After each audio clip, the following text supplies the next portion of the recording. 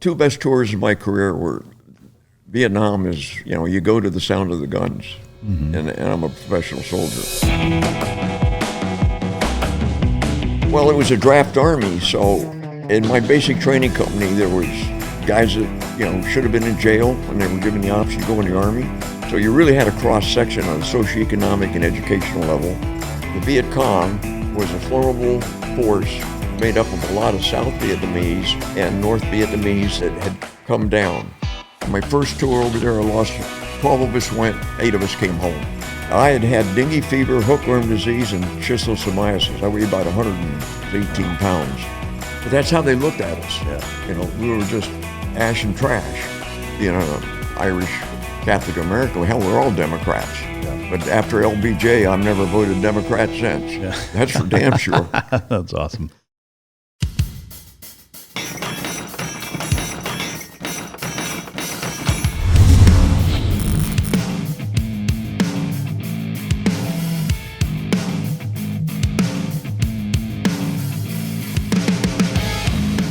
Ladies and gentlemen, as always, it's both an honor and a pleasure to welcome my next guest to the podcast.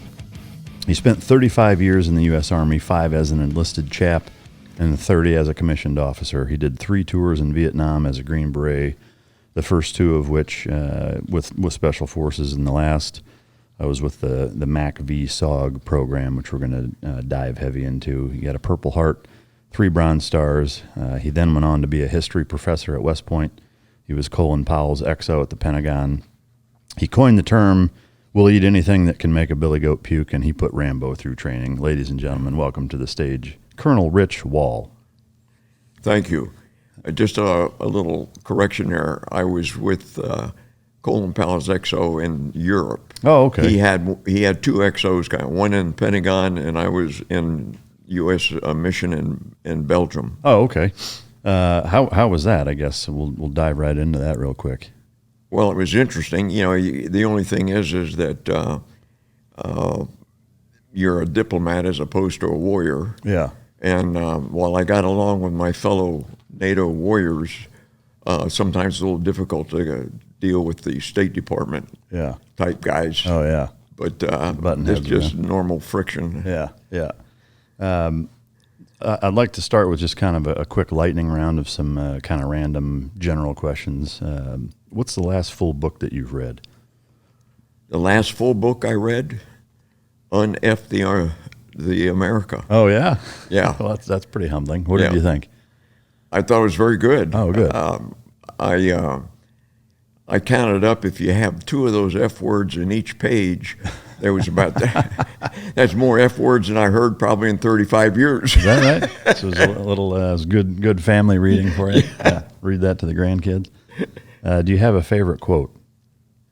Oh, I'd have to come back to that. I've got several. But, nothing off the top of your head. Do you have a favorite childhood memory? Oh, quite a few.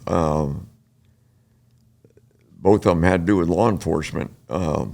My brother and I were on our way to grade school in Rutland, Vermont, and my dad at that time had gotten out of the Navy and he was working on a railroad, and we had to cross the railroad tracks, and there were a couple guys there, and they had slabs of marble, and they said, "You want to help us put the marble on the track so we can see the train breaking?" And we said, "Sure." So we're, willing to help them put the marble on the track. Of course, the train came. It was backing up as opposed to going forward. It derailed one of the coal cars on the engine. The older kids ran. We just sat there. And so my mom answers the door, and there's this railroad cop, got both of us by the scruff of the neck, and she said, "What happened?" They just wrecked a train, and my mother started to faint. He had to drop us to grab my mother. She thought my dad was going to lose his job. Oh man! I mean, did any more serious consequences happen from that? Not for us, but the guys that were the older guys, we ratted on them. What happened to them? I think they went to juvenile detention for a while. How old were you at that time? Probably in 3rd grade. 3rd grade, wow. 4th grade. Young buck. What's something that you wish you were better at? Well, I think being a better husband and a better father and grandfather. Yeah. I think there's three people over there that would probably beg to differ with that, but it's certainly a humble answer. If time travel were possible, where and when would you go? I think our 3-year tour, the two best tours of my career were Vietnam is, you go to the sound of the guns, and I'm a professional soldier. So I'd say my Vietnam tours were special in that sense. And being a high school dropout, I finished a GED in the Army, and then the Army allowed me to continue my education.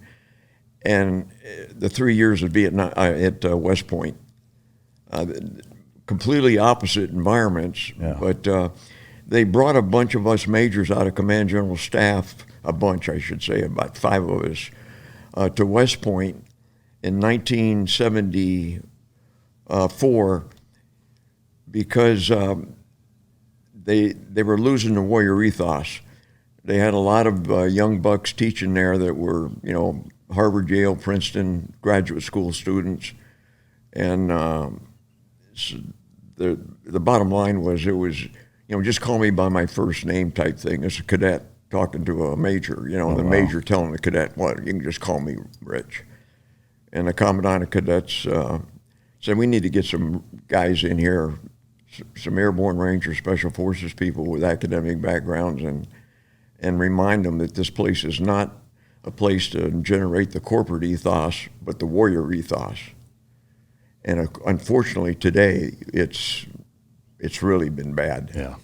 There were only 2 civilian faculty members in the history department when I was there. Today there's 30. Wow. Out of how many, do you know? Probably, I'd say 2/3 of the faculty are in the history department are now civilians. And of course, they're products of our universities, and we all know what they do. Yeah. Oh, it's terrible. I mean, that's the beginning of the end if that doesn't change. Would you agree? Oh, absolutely. Yeah.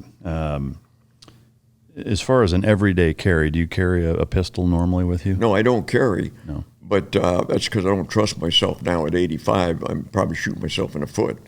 Yeah.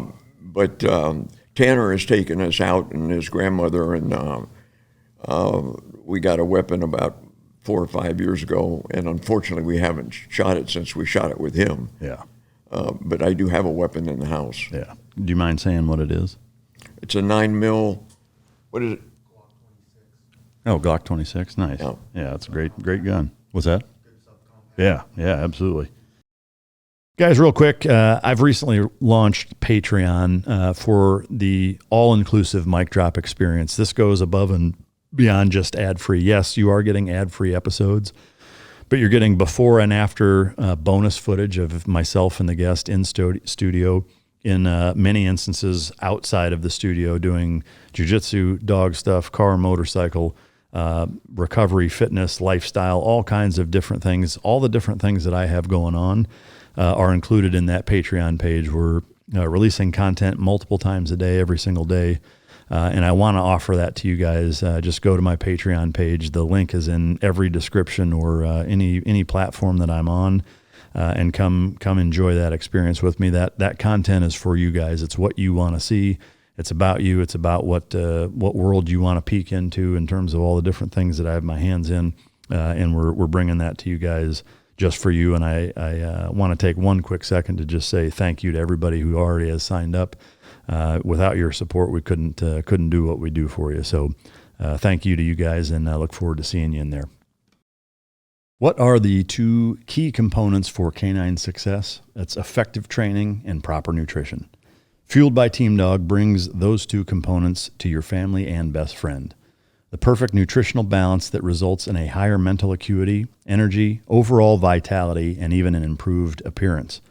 Every product you will find in my company's store was born from the battlefield and not from the boardroom. Let my life's work help you become your dog's hero. What is your normal morning routine? Starting with what time do you get up, and what does the first 3 hours look like? Oh, well, the first hour is it's payback time. I make Sandy breakfast. I do some light house cleaning. have a little spiritual time. So I'm a old-fashioned Roman Catholic. Then I go to the gym and I work out, and then I meet with about 5 retired NCOs. The guys are all Vietnam veterans, and we have a coffee. Yeah. About 3 or 4 times a week. Nice. And they're just fun guys, neat guys, and kind of unusual. They say, when I first sat down with them, like 6 or 7 years ago, I didn't tell them I was a retired colonel, but then when they found out, I wasn't sure if I was going to be blackballed. Yeah. But I feel like they're fraternizing. Yeah. Yeah. Yeah, that's awesome. That's that camaraderie continuing, well past years on active is important. Well, I made colonel because of guys like them. Yeah. Really, in special forces, the non-commissioned officers are what make special forces, not the officers. We come and go. Yeah. Ticket punchers, most of them. Yeah. And matter of fact, in the beginning, almost all of us were reserve officers, were OCS. There weren't any West Pointers in SF, but very few. And then again, when the RIF hit in 71, 72, guys with 2 or 3 silver stars, captains, majors, all got rifted. Yeah. The one guy had beat the rift, and he should have. Just got a brain cramp. Dick Meadows. I don't know if you heard the name. That name sounds familiar. Yeah, he was on the Song Tay raid. Oh, okay, yeah. And he was in SOG, and then Ross Perot hired him to go get his guys out of Tehran. Oh, wow. When they had his people that were kidnapped. Yeah. And so the bottom line is that the Chief of Staff of the Army found out that Dick Meadows was on the RIF list, and because he had, I think, 2 Distinguished Service Crosses, and was my recon company commander for a short time, he said he would stay on active duty till he got his 10 years. So he was able to retire as a major. But most of the great officers that I served with in SF all got rifted back to E6s and E7s. Oh, wow. Which is not a bad grade, but I mean, it's just the idea, Sure. Yeah. Yeah,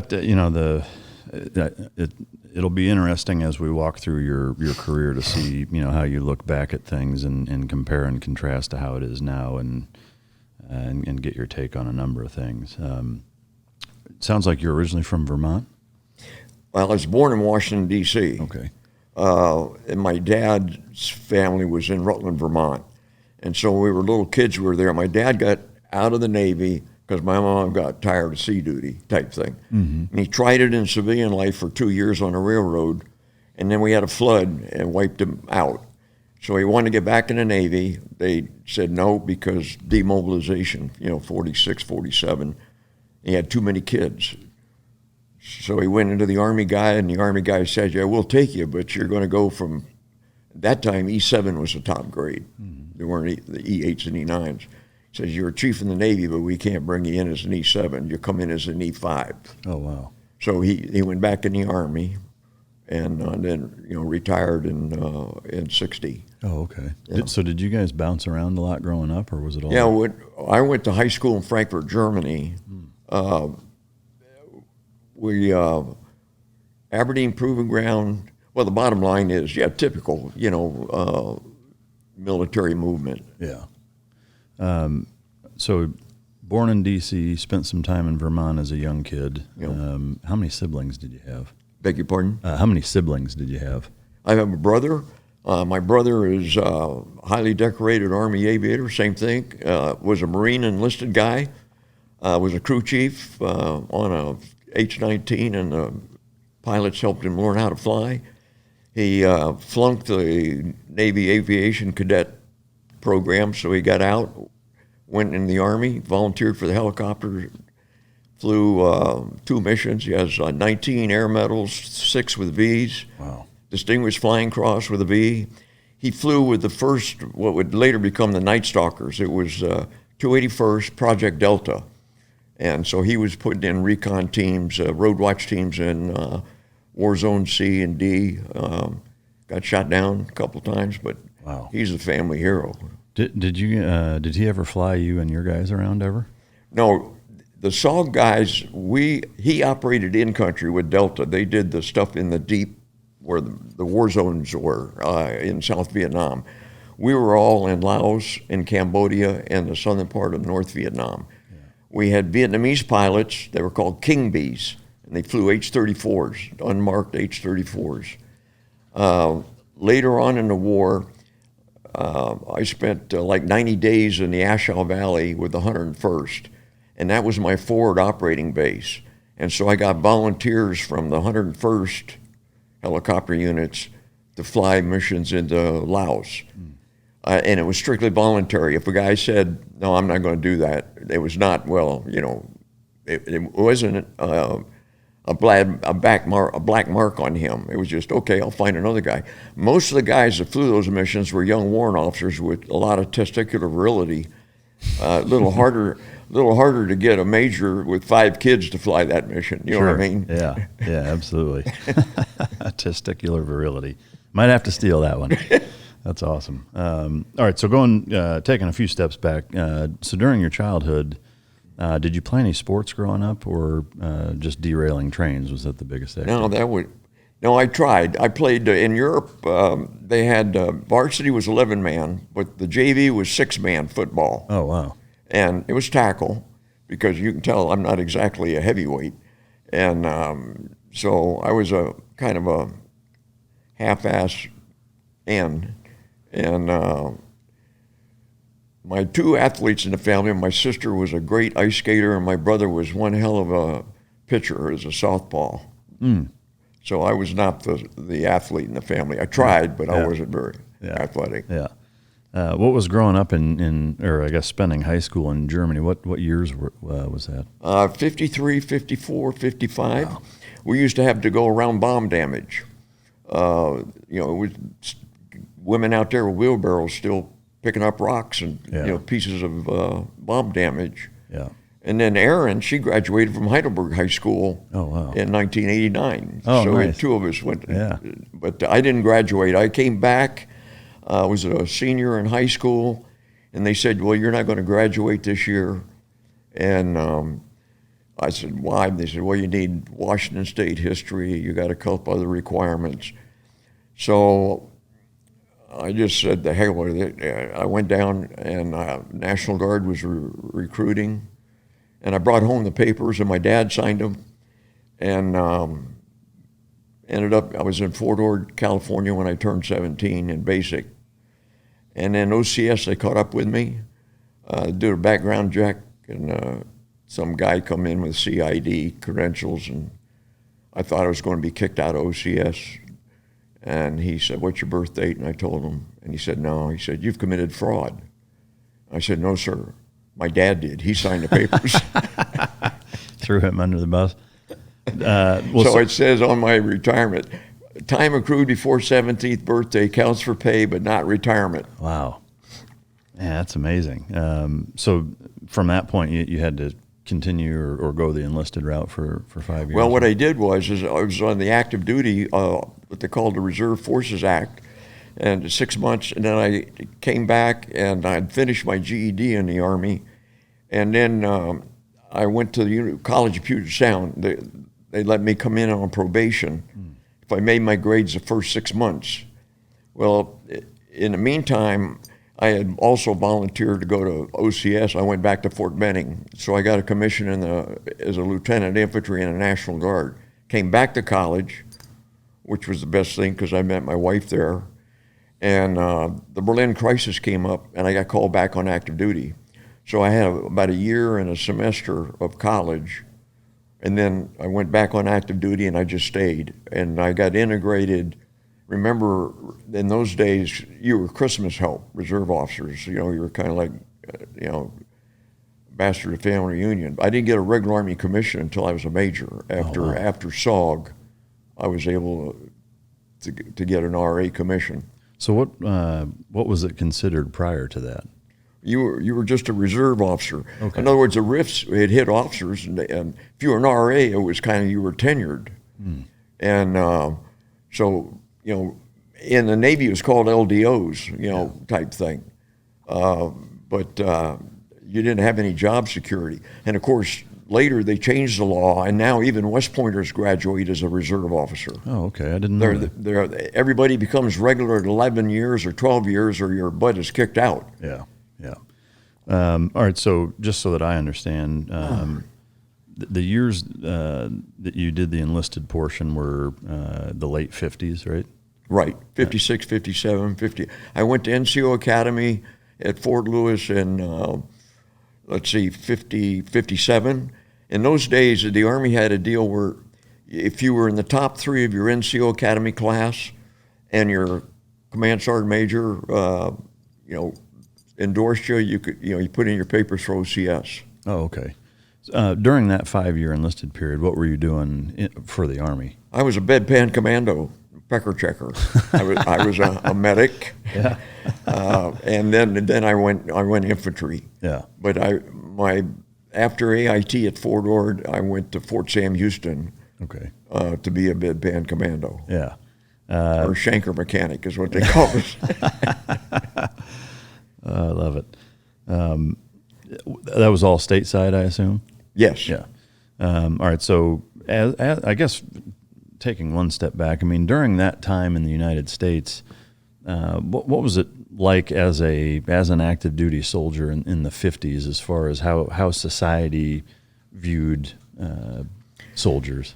Well, it was a draft army, so when in my basic training company, there was guys that should have been in jail when they were given the option to go in the Army, and then you had the company clerk who had usually a PhD.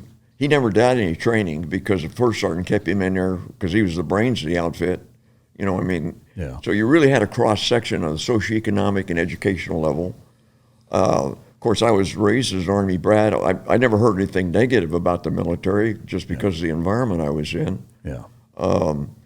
But there wasn't anybody going to Canada. Right. Guys got their draft notices and they went to.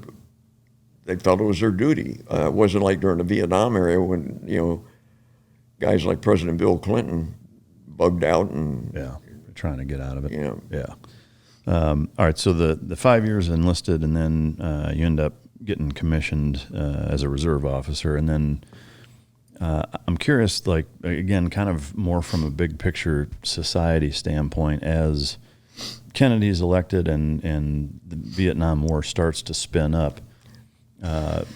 Did you guys have an idea that it was going to turn into a full-blown war prior to the way we did with kind of Iraq, not so much Afghanistan, but? Well, when I went to the SF, the unconventional warfare was dominant. It later becomes counterinsurgency. I had what they called a SATM team. We were going to jump in with a small nuke, 0.4 KT, and take out Russian bridge dumps and that kind of stuff. So everything was focused in Europe. And they had what they called the Lodges Act. I don't know if you're familiar with that.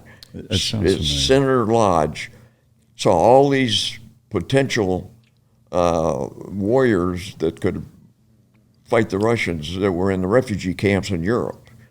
And a lot of those guys, they gave them a deal. You want to join the Army and go in Special Forces, and we'll put you on a fast track to citizenship.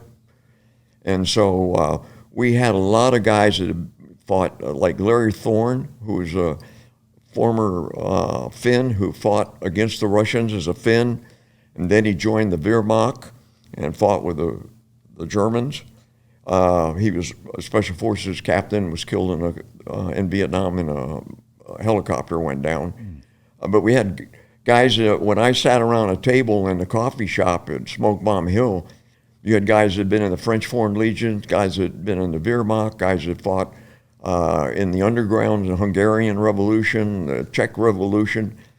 And when they didn't want you to know what they were talking about, they start talking their native language, But they'd say, see that lieutenant over there? He didn't know shit from great apple butter.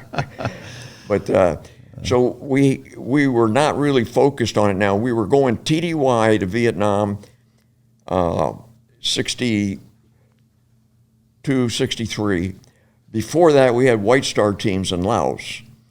they were the first ones to go. That was late '59.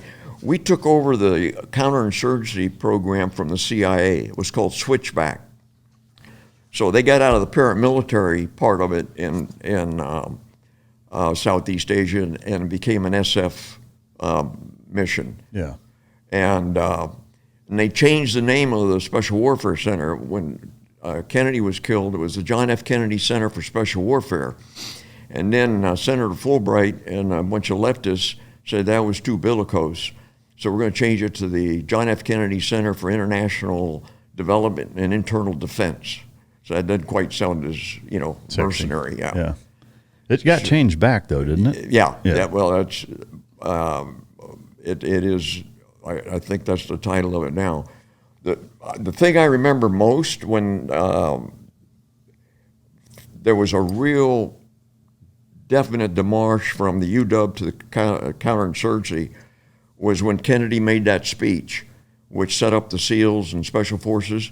And he said, we're going to the moon, but oh, by the way, we're going to have $100 million dedicated to special ops or counterinsurgency. Yeah. And that's when we got our first infusion of congressional money. Yeah. The Mic Drop podcast is proud to be sponsored by American Hartford Gold. These days, the economy is all over the place. Interest rates are crazy. Inflation is nuts. A lot of times it's tough to trust the government. What I will say is that having, some sort of liquidity on hand, i.e. cash, gold, et cetera, is important. The problem with cash, and I'm speaking from personal experience, is that whether it's 500, 1,000, 5,000, 10,000, however much cash you want to keep on hand, be it in a safe or what have you, is that let's say it's $1,000. You put that in a safe. Well, 5 years from now, if you're hanging on to that for emergencies or whatever, 5 years from now, that's still going to be worth 1,000 American dollars. $1,000 in gold 5 years from now is going to be worth more than that. If you look at the historical trend of gold since it's been kept track of in the United States and people have been keeping it on hand, it's gone up. You really can't go wrong with it. And I think it's a good hedge against inflation in that manner. American Hartford Gold is committed to help you by bringing you the truth of that. They have a 5-star rating from thousands of reviews and an A+ from the Better Business Bureau. They can show you how to help protect all your savings and retirement accounts. If you don't want to keep physical gold, you can do gold IRAs, or you can have it delivered to your doorstep. It can be set up from a traditional IRA, a 401k, or a thrift savings plan. Really, however it is that you want to incorporate gold into your portfolio, whether it's a significant portion of your portfolio or just having some liquidity at home that's not losing money every time inflation goes up, which it continues to do. Call them now at 855-967-1413 to see if you can qualify for up to $15,000 of free silver on your first order. That's 855-967-1413 or text DROP, D-R-O-P, all caps, to 65532. Again, that's 855-967-1413 or text DROP to 65532. American Hartford Gold will hook you up. Message and data rates may apply. Individual results may vary. Past performance may not be indicative of future results. Consult with your tax attorney or financial professional before making an investment decision.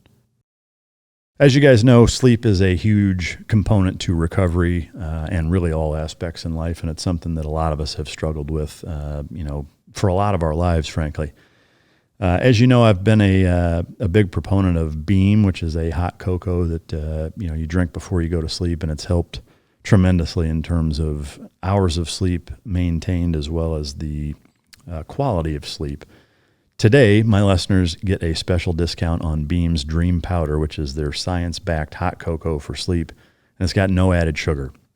Better sleep has never tasted better.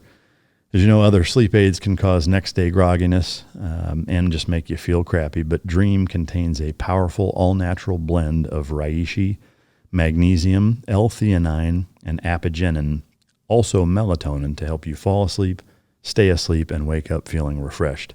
If you want to try Beam's best-selling Dream Powder, get up to 40% off for a limited time when you go to shopbeam.com/micdrop, all caps, all one word, and use code MicDrop, all one word, all caps, at checkout. That's shopbeam.com/micdrop and use code MicDrop for up to 40% off.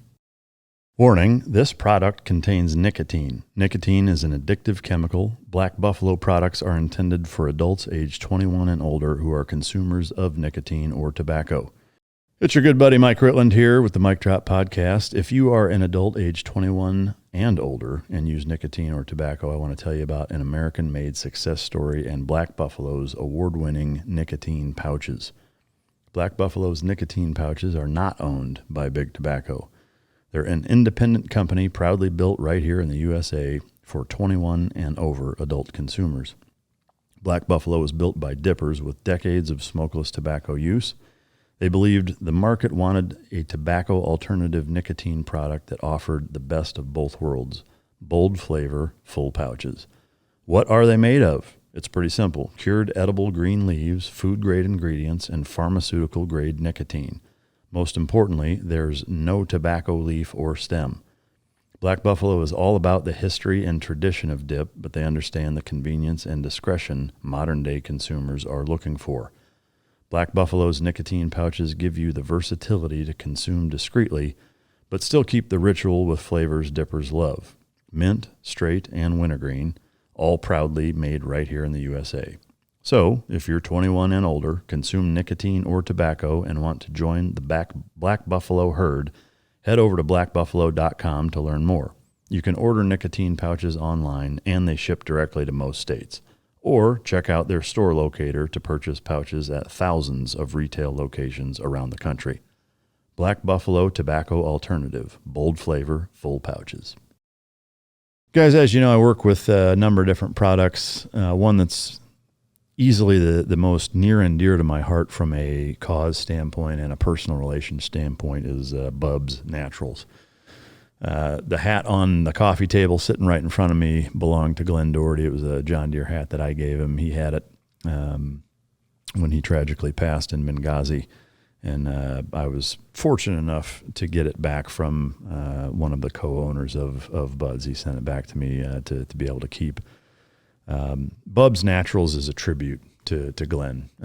He was one of everybody's, he was kind of that guy that was everybody's best friend. I met several people that considered him his best friend, and he was a guy that was impossible not to like, and just, caused happy waves that rippled through every community he was ever a part of. His nickname was Bub, and that's where Bubs Naturals comes from. But it's a lifestyle brand. It's inspired by Glenn. They give a ton to charity. They've donated over $200,000 to charitable causes since their inception in 2018.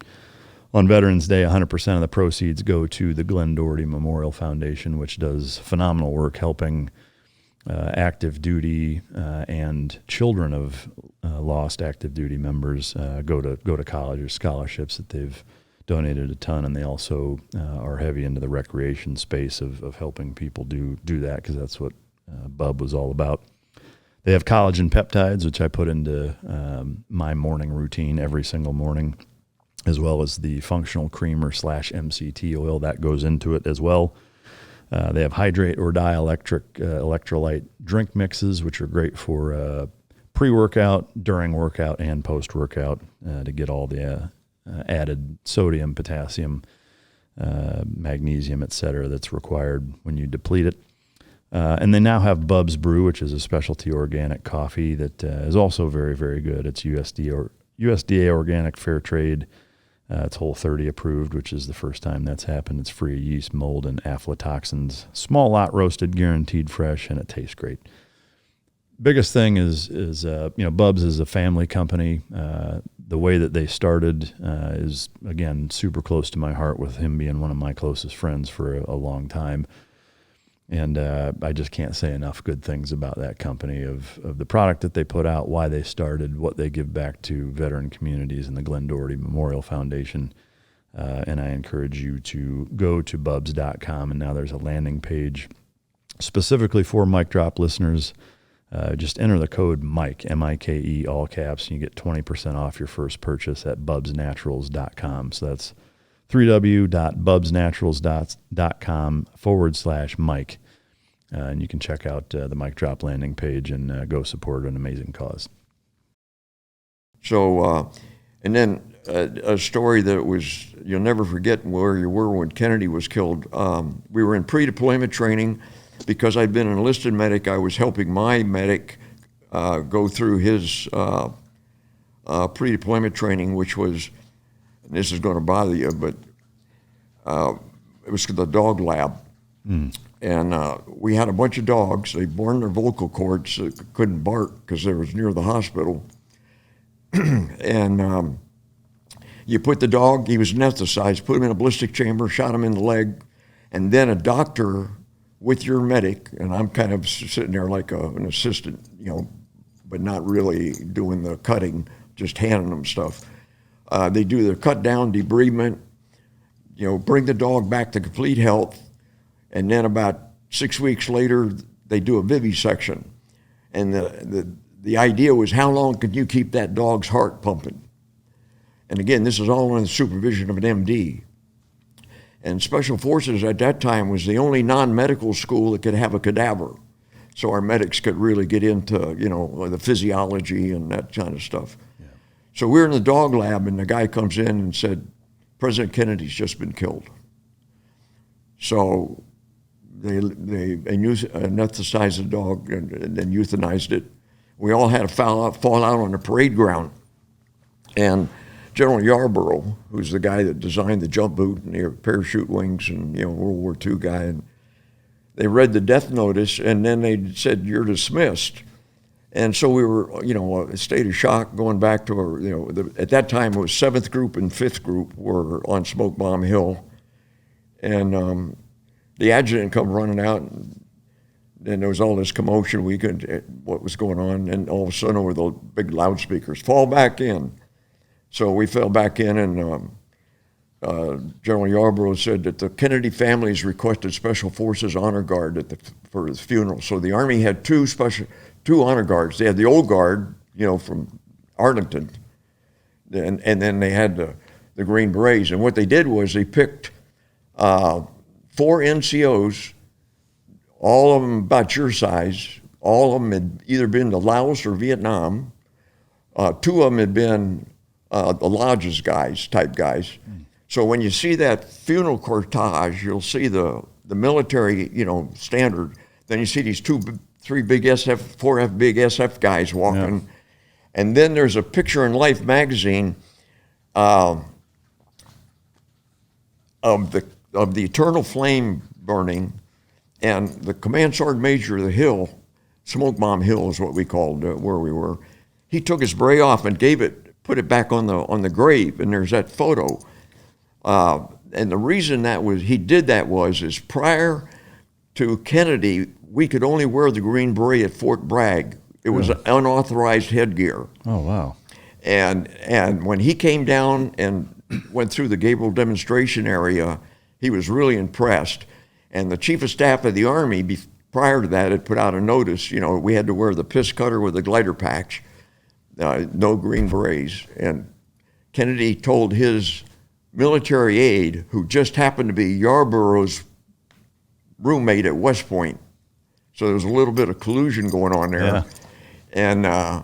And Kennedy said, I like that beret. Yeah. And that's how we got the beret officially. Did you ever meet President Kennedy?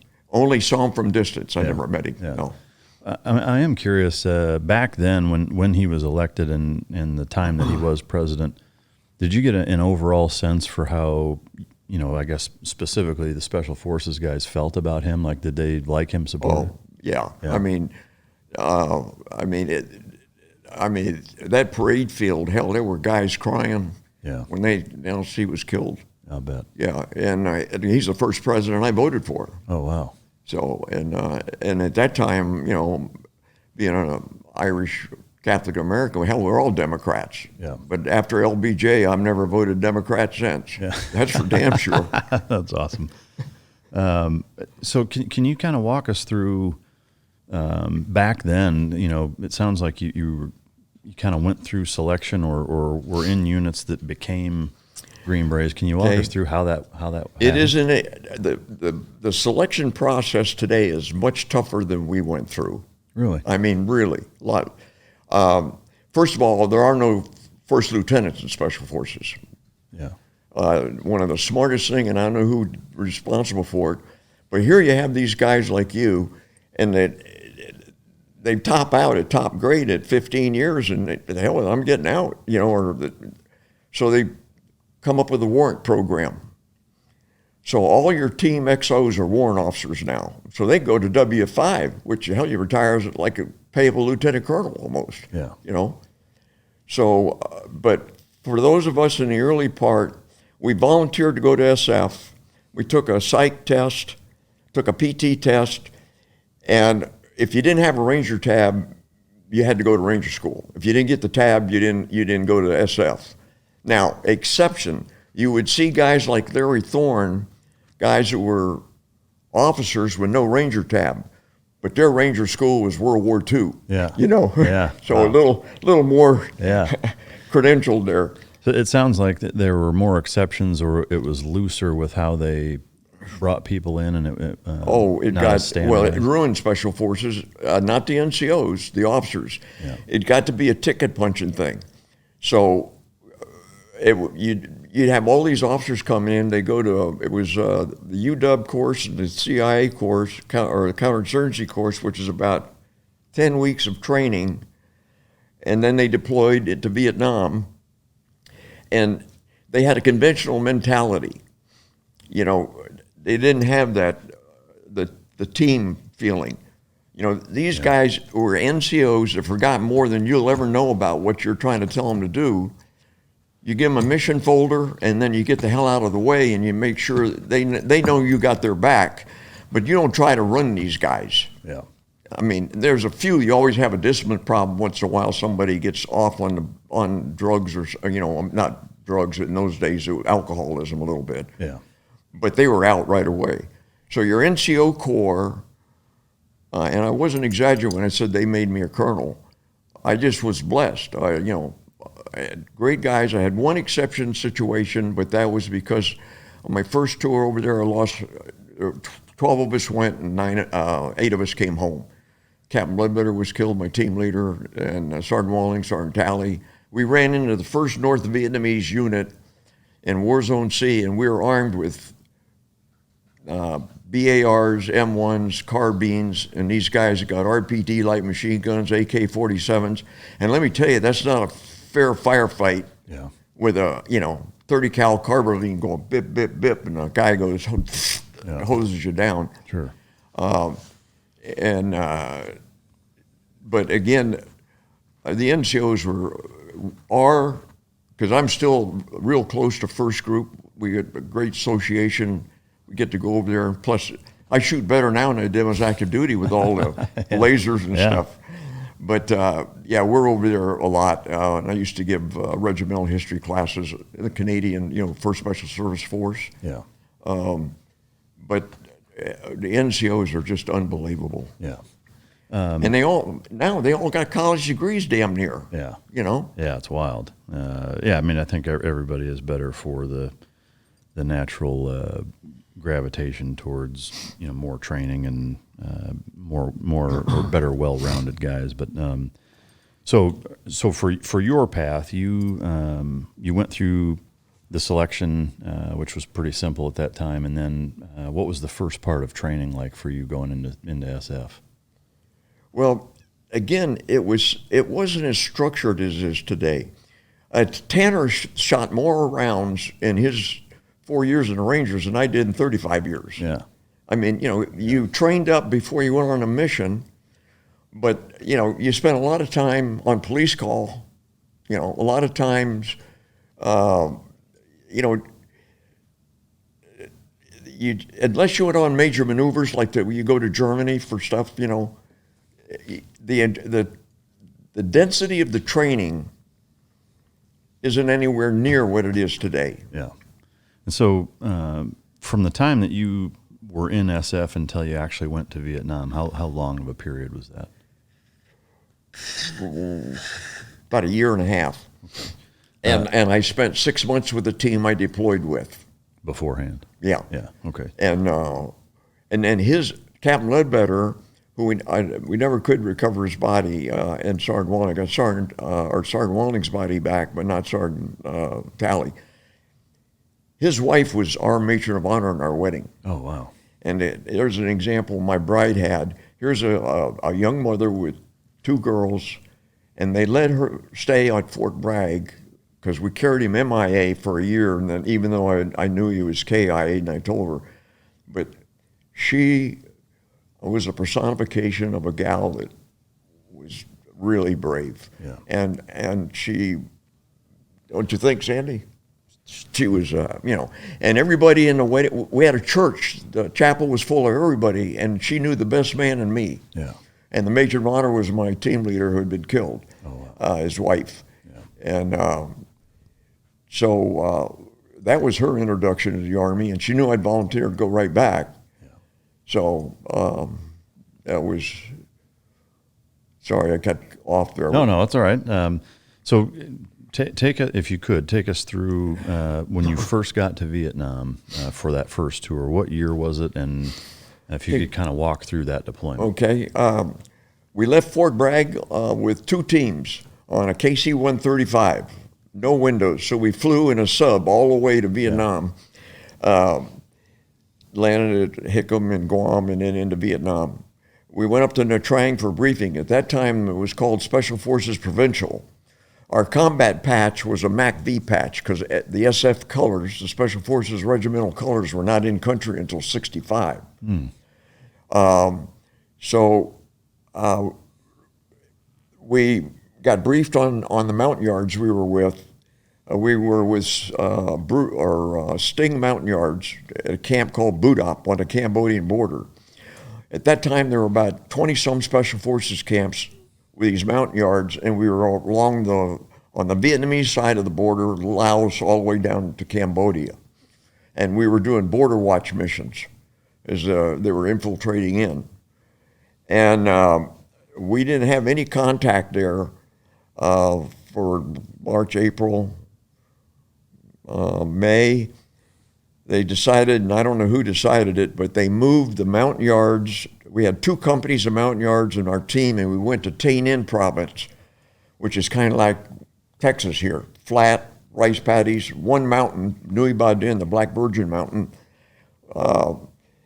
and right next to War Zone C, which was, at that time, the NVA weren't in numbers. It was the Viet Cong, 9th Viet Cong Division headquarters was in this place called War Zone C. And we didn't really get briefed up. We didn't really know what the hell we were near. We were poncho bivouacked. I took a recon platoon out to see what, the lay of the land. And my Vietnamese counterpart, Loc Long Duc Bit, which is the Vietnamese Special Forces, some were very good and some were very corrupt. I had a very good one. And he said, Trung Nguyen, he said, this doesn't look good. We saw a lot of punji stakes. We didn't see anybody working in the fields. It was kind of like, there are bad guys around here watching us. So I came back with the platoon, reported to Captain Ledbetter, said, sir, I think we're in the middle of a hornet's nest here.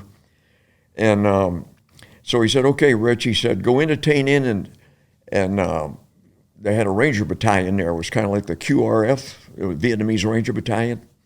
And there was a Special Forces B team there. And they controlled the A teams.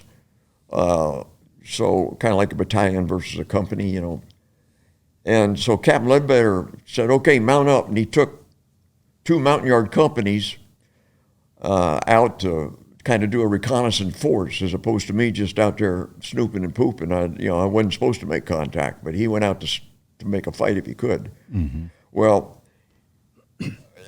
the radio operator that we had, remember there's 4 skill sets in an SF team. You know what they're, commo, medics, weapons, engineers. And my other commo man, the junior one, because the senior was with Captain Ledbetter, comes running out and he said, hey, Captain Ledbetter's on the horn and they're, he's been hit and they're in really deep trouble. And so I tried to contact him and nothing. So I notified the B team that we got problems out here. So they sent out 2 M47 tanks, the Ranger Battalion, the Arvin Ranger Battalion, and we started to do a search. the bottom line is that I had had dengue fever, hookworm disease, and schistosomiasis. I weighed about 115 pounds, 18 pounds. And so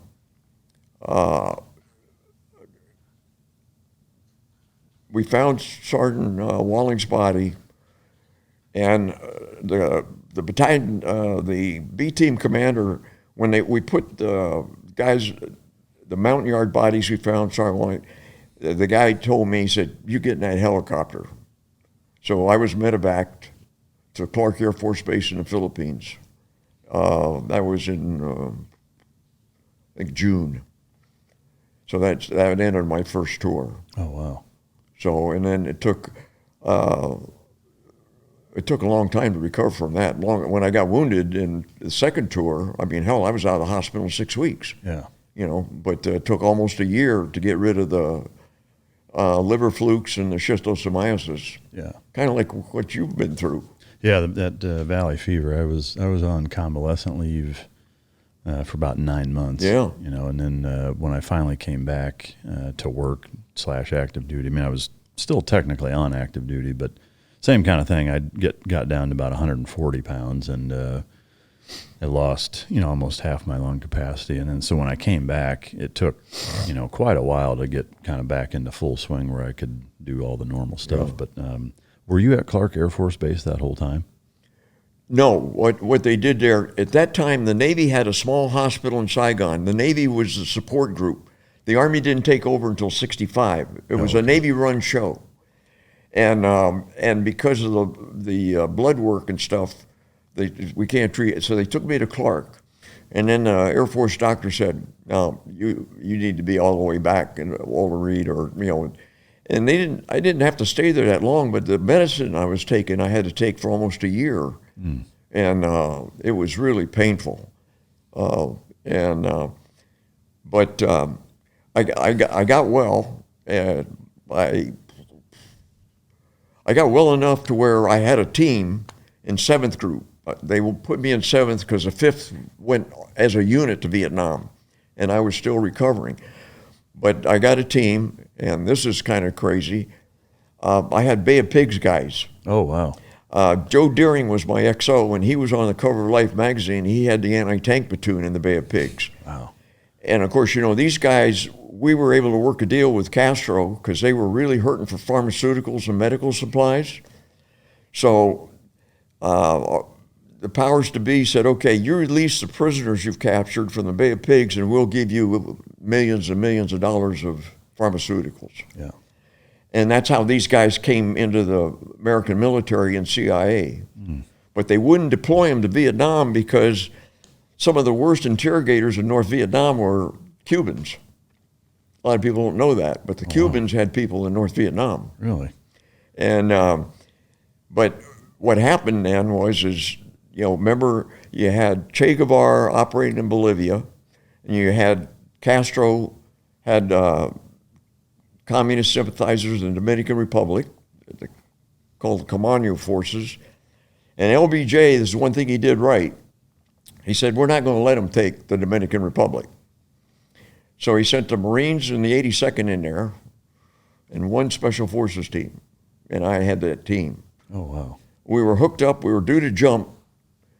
And I mean, we were staying in the door. And they got the word the airfield, San Isidro, was secure. So we air landed. First casualty, the 82nd Airborne Division, was a Jeep came on it was about 3 a.m. Guys are tired. We've been in chute harnesses for 18 hours. Everybody's beat, you know. And the vehicle came off the ramp, and it was a company commander and the first shirt and the driver. And the first shirt reached to release the antenna, so after they cleared the horizontal stabilizer, well, somehow the grenade pin popped. Oh, wow. And it went off, killed him and wounded the company commander and a driver. Well, my team, they didn't know what the hell to do with us. You know, one of those things that happened so fast, you know, and I was originally briefed that I would be briefed when I got in country by the CIA station chief. So we're in uniform and everything, and we spent about 3 to 4 days on our butts sitting at this airfield. And then I finally get a call to the embassy. And so I go into the embassy, and they said, okay, have your team, we're going to take you to Ramey Air Force Base, Puerto Rico, and you're going to get civilian clothes. And we got there about 2 in the morning. They opened PX up. We bought civilian clothes. Gave us United Fruit Company bona fides. We were now members of the United Fruit Company. And Swedish Ks and Israeli Zuzi. We turned in our Army gear and got special weapons. And then we went up on the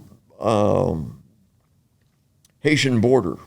There was words that they were bringing weapons across the border. And I set up an intel net with the Catholic nuns there, teaching in the school, and they would know when all the kids would tell them when their dads were home and all that kind of stuff. So we had a pretty good intel net set up, but it was a dry hole. There were no weapons coming through where we were. And we spent about 8 weeks. Oh, wow. Then they brought the team back. We came back, and they said, okay, get back in uniform. So we're back in uniform, and General Palmer was the American general in charge of that outfit. And he said, okay, Captain Wall, he said, I'm going to relinquish my command to General Alvin from Brazil. And this is under the auspices of the Organization of American States. It's no longer an American show. The OAS is going to run it with a Brazilian general in charge. By the way, the Brazilians were the only ones that fought with us in Italy. He had been a company commander in Italy fighting with Mark Clark's Fifth Army. Really? Yeah. At Brazilian, they were really sharp. The rest of them that came from the OAS, the Hondurans, the Costa Ricans, and Nicaraguans, they all came for one reason. They knew they were going to get new uniforms and weapons. Yeah. They came bare ass. They didn't have anything except a good attitude, anti-communist. But yeah.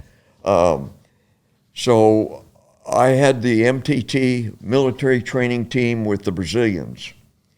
And so we were on the corner of Enrique and Durrani Street when the communists, we had them all boxed in, 82nd, had them around, and they were going to try and break out.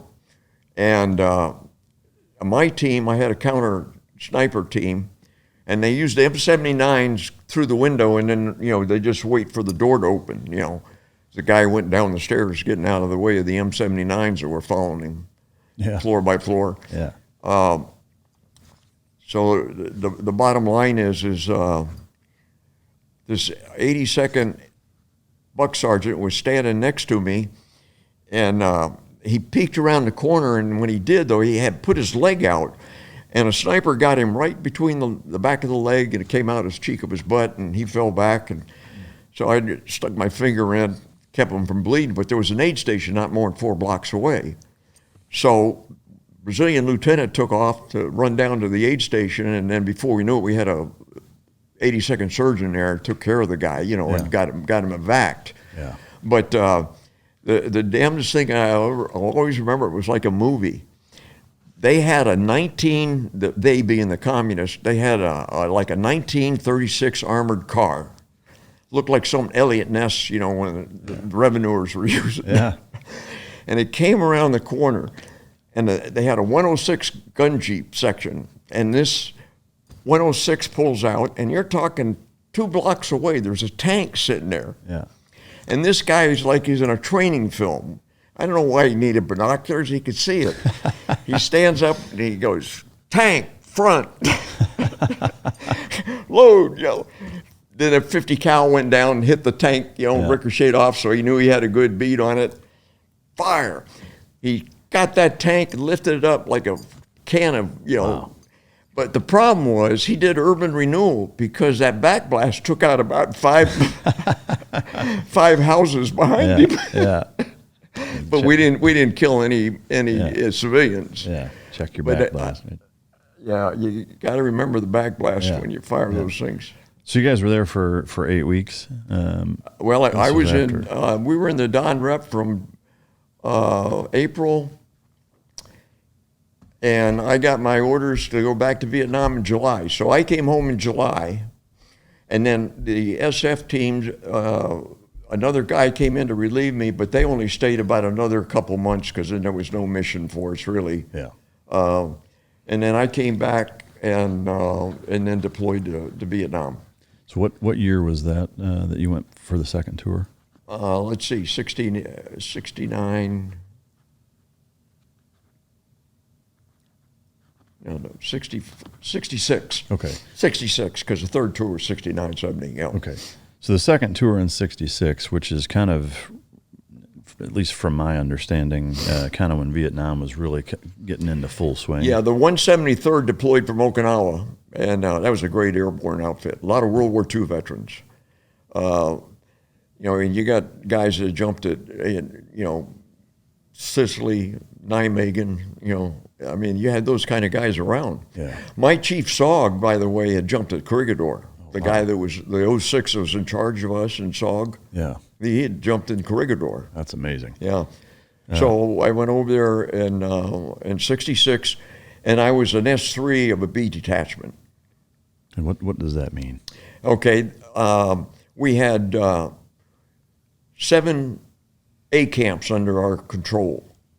And so I coordinate the operations, and because at that time in the area we were at, the 1st Division, they would come into the Special Forces AOs. We were permanent, and we knew the terrain. So when they would do a search and kill operation, we had SF guys with them, in our mountain yards. Okay. Kind of like having the Crow scouts against the Sioux. Yeah. So that was, I did a lot of flying, called in a lot of airstrikes. Matter of fact, I replaced a guy that was the S3 before me was killed because the bird dog he was in crashed. We don't know if it was shot down or what, but I replaced a guy. So we did a lot of night flying, daylight flying. We'd put in what they call fire teams, firefly teams. These were helicopters with big searchlights on them, and they catch the sandpans or the guys going through the woods, and then we'd bring in, fast movers on them and stuff. Yeah. There was the technical part of it for me the rules of engagement were pretty stringent. By having an SF guy, I also had a sector mission. So I was in liaison with the Vietnamese, what they call rough puffs, regional popular force guys, like the National Guard that protected those little villages and hamlets out there. And there was a lot of wood cutting going on. Teak was still being exported. So I remember one day we were flying, and I looked down there, and man, here's a whole column of NVA, which I don't know why they were in the open, but they made a mistake. But I went to call for clearance. Couldn't get clearance from the Vietnamese because they were woodcutters in the area. So I had F-100s circling, but that's the extreme we went to on ROE to protect the innocent. I mean, really, we just had to let the bastards get away. Yeah. But I couldn't bring in the airstrike because the province chief said, I've got 100 woodcutters out there. Yeah. When you say flying, were you in Hueys flying around? Or? No. I had Vietnamese pilots, sometimes an American. We were flying bird dogs. O1E, the little, prop high wing. Oh, okay. Like a Cessna. Yeah. And then later we went to O2s, the pusher-puller, high wing. Okay. And my last tour in SOG, they were flying OV-10s. So you had a progression. Okay. You went from bird dogs to the push-puller Cessna, yeah, and into the OV-10. Okay. So going back to that, still that second deployment, is most of what you did was flying around trying to identify? Or? Well, when we got some intel, and again, I hated to be sitting behind a desk, so I would go out on patrols with the Arvins, and that's when I got wounded. We had a Chuhoy. A Chuhoy was a VC guy that came in, said, I'm tired of this. Yeah. And so he was leading us into a base camp area. And so he was a man of his word. I mean, we got in there, and they took off, but there was booby traps, and I got hit and it went in the back and aside from a booby trap. And I got medevaced, and I was lucky I had diarrhea, so I didn't perforate the colon or anything, just had frags in me. What was it? Was it a grenade? A grenade or part of a claymore, or, Something like that. But the docs didn't tell me when they took the stuff out. But that was interesting. As you're in this helicopter, freezing your butt off, when the doors are open and things doing 90 miles an hour, I don't care what the temperature is, it gets pretty cool. Yeah. And so I'm in this triage place, and I don't feel a thing. I got the sciatic nerves are cut. It was like getting hit with a towel. Oh, wow. A wet towel. Yeah. So I wasn't really hurting. And I'm laying there, and on my dog tag it says Roman Catholic. So pretty soon this Catholic priest comes over, and I'm laying there and I'm looking, and I got this shit-eating grin on my face. And he doesn't even look up. He said, "No, son," he said, "you haven't died and gone to heaven. Yeah. Angels don't have cleavage."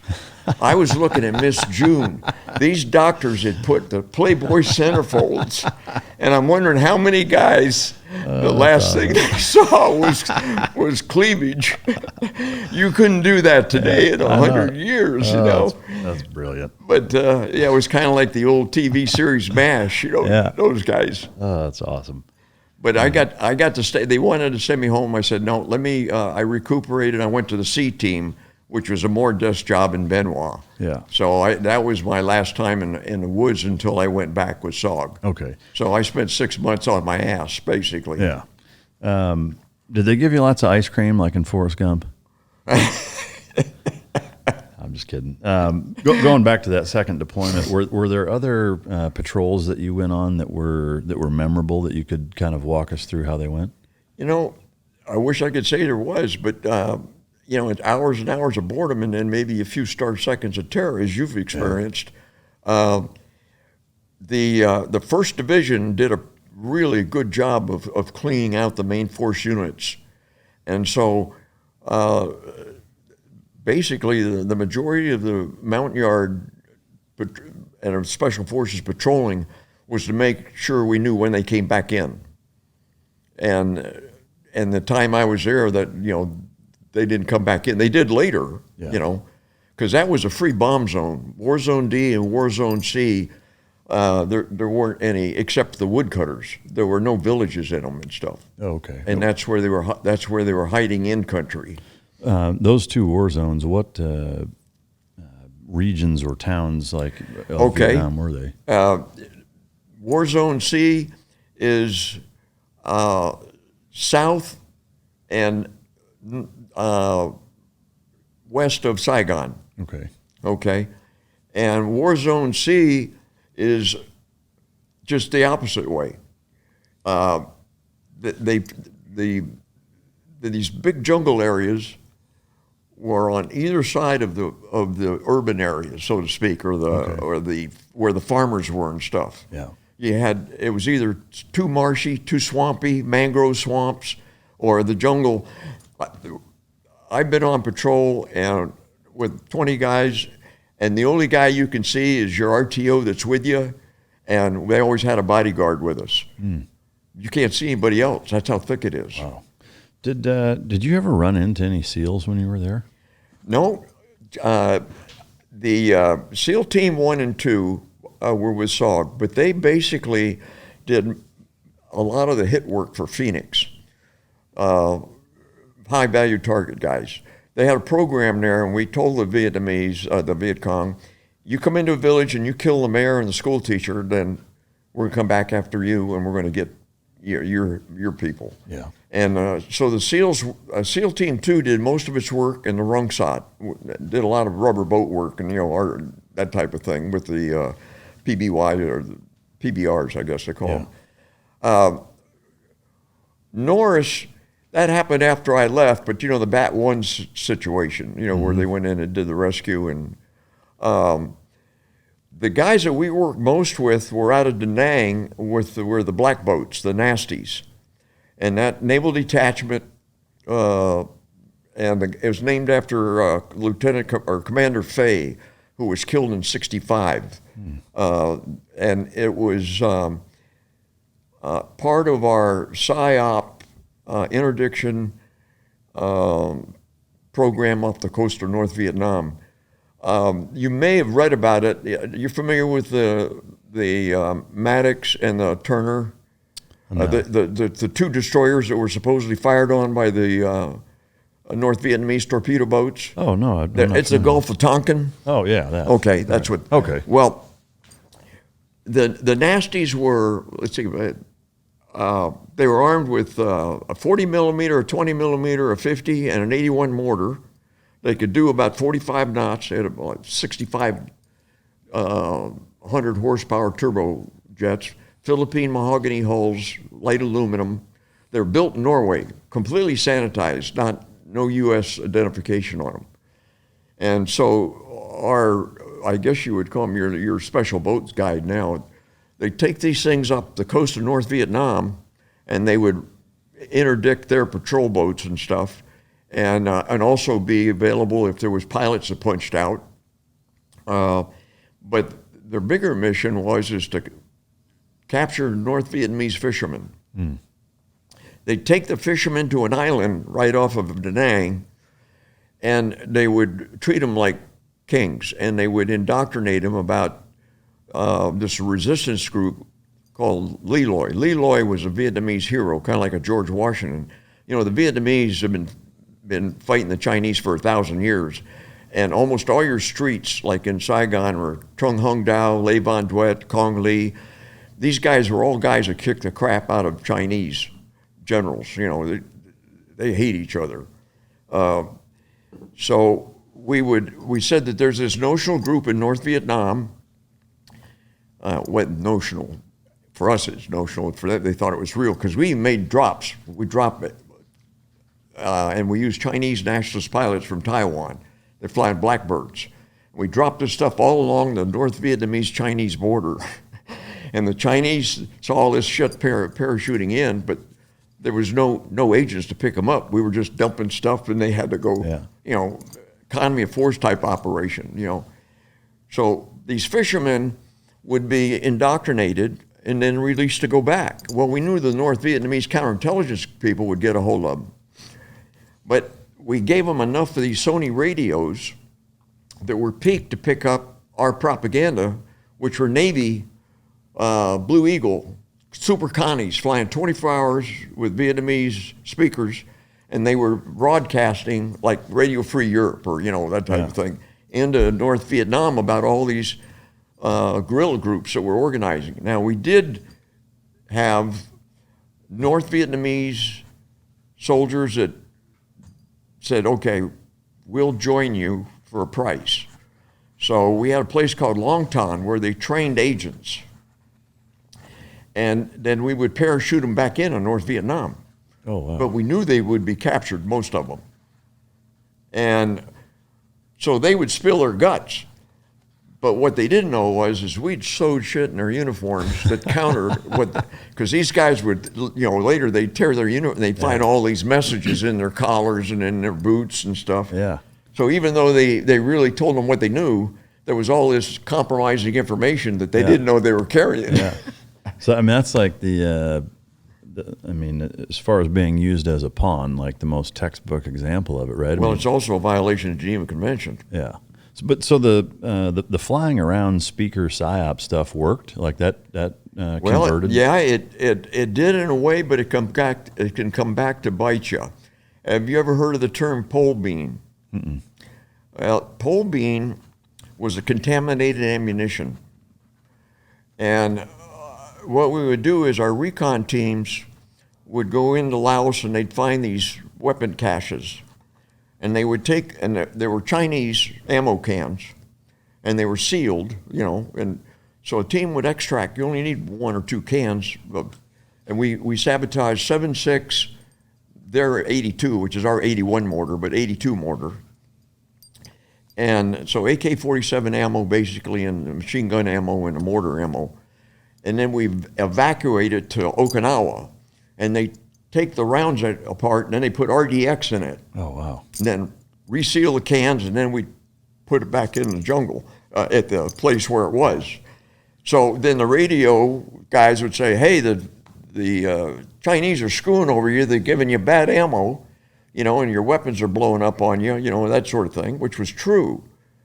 Well, it kind of backfired on us because the American divisions in country were running guys through a familiarization courses. Some of that ammo got into country, and we had some guys hurt. So then the divisions only used a U.S.-made 7.6 for their AK-47 familiarization and stuff. Yeah. But it gave credence because Armed Forces Radio, Vietnam was saying, don't fire captured ammo because it's bad from the Chinese. And of course, we're telling the North Vietnamese that they're getting it from Blue Eagle. So it really established a credibility with the enemy. Yeah. And the other thing we did is we flooded the Ho Chi Minh Trail with counterfeit. We were making North Vietnamese dong and, making leaflet drops with North Vietnamese money. Really? To devalue the currency? Yeah, or? Right? Yeah. Wow. Yeah, that's amazing. I mean, there's so many things that that took place during that war that like you said, nowadays there's zero chance that they would do it. It's violation of Geneva Conventions. But to me, what's interesting is hearing you say some of the stories, the ammo, the packing of the uniforms, the leaflets, the currency, like those are all things that are pretty questionable as far as that goes. But then they were super stringent on the rules of engagement with you. It seems like it's counter. Nobody wants a fair fight when you're in a war. I guess we did it in World War II with the OSS. Yeah, no, I don't disagree with it. I'm just trying to say that basically in South Vietnam, that's the people we were protecting, and the rules of engagement applied. Yeah. On that Laotian border and that Cambodian border, which was mostly jungle, so that's why we could arc light the hell out of it.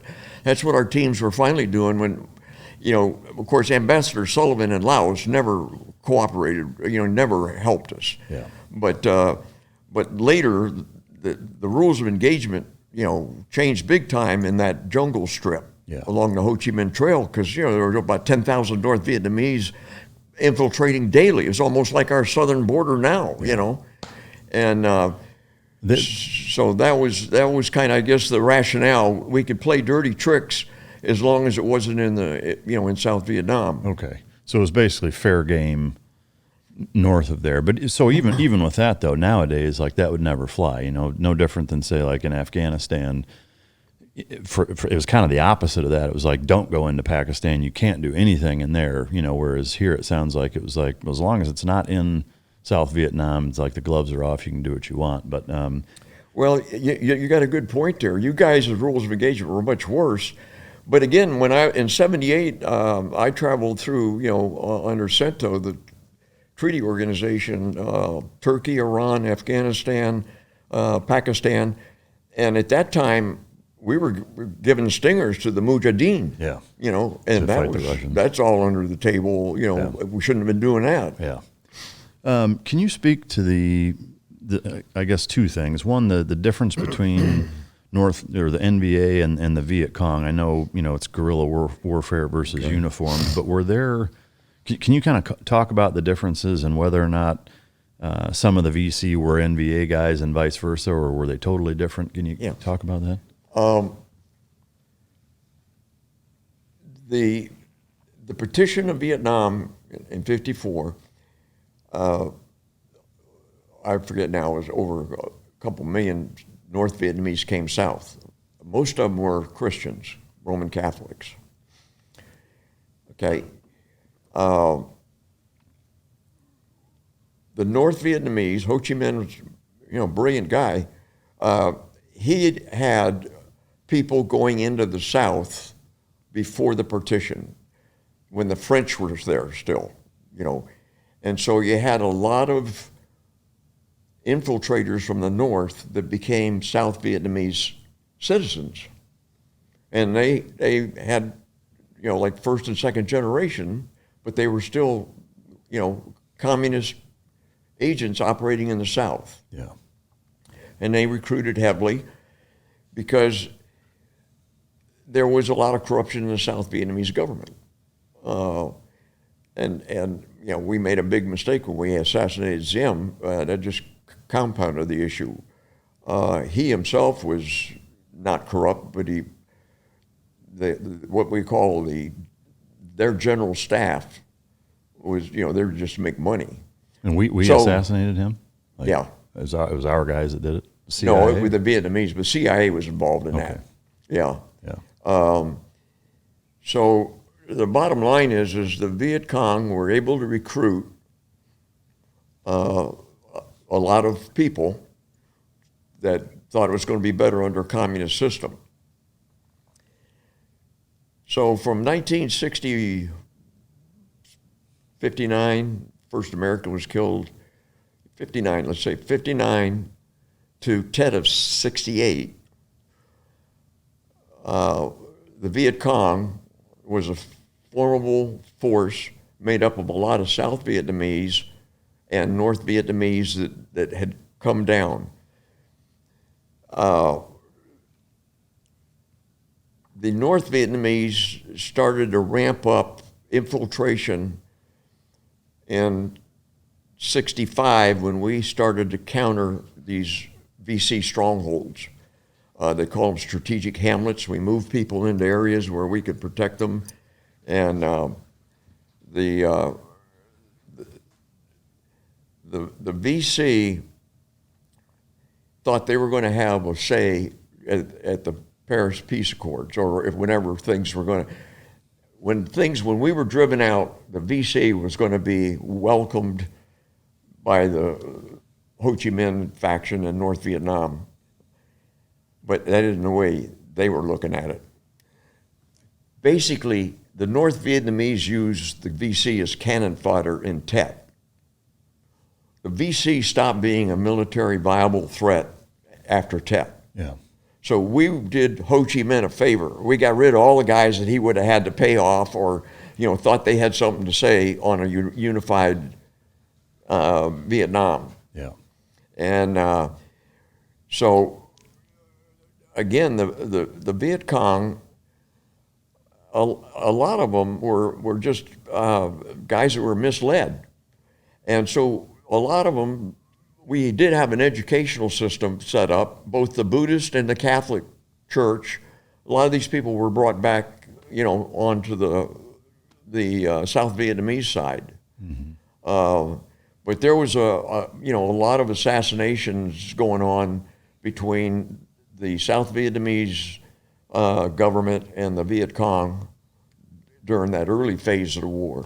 But after Tet, the Viet Cong they ceased to exist. It was strictly a conventional armies fighting in the South. 23 North Vietnamese divisions.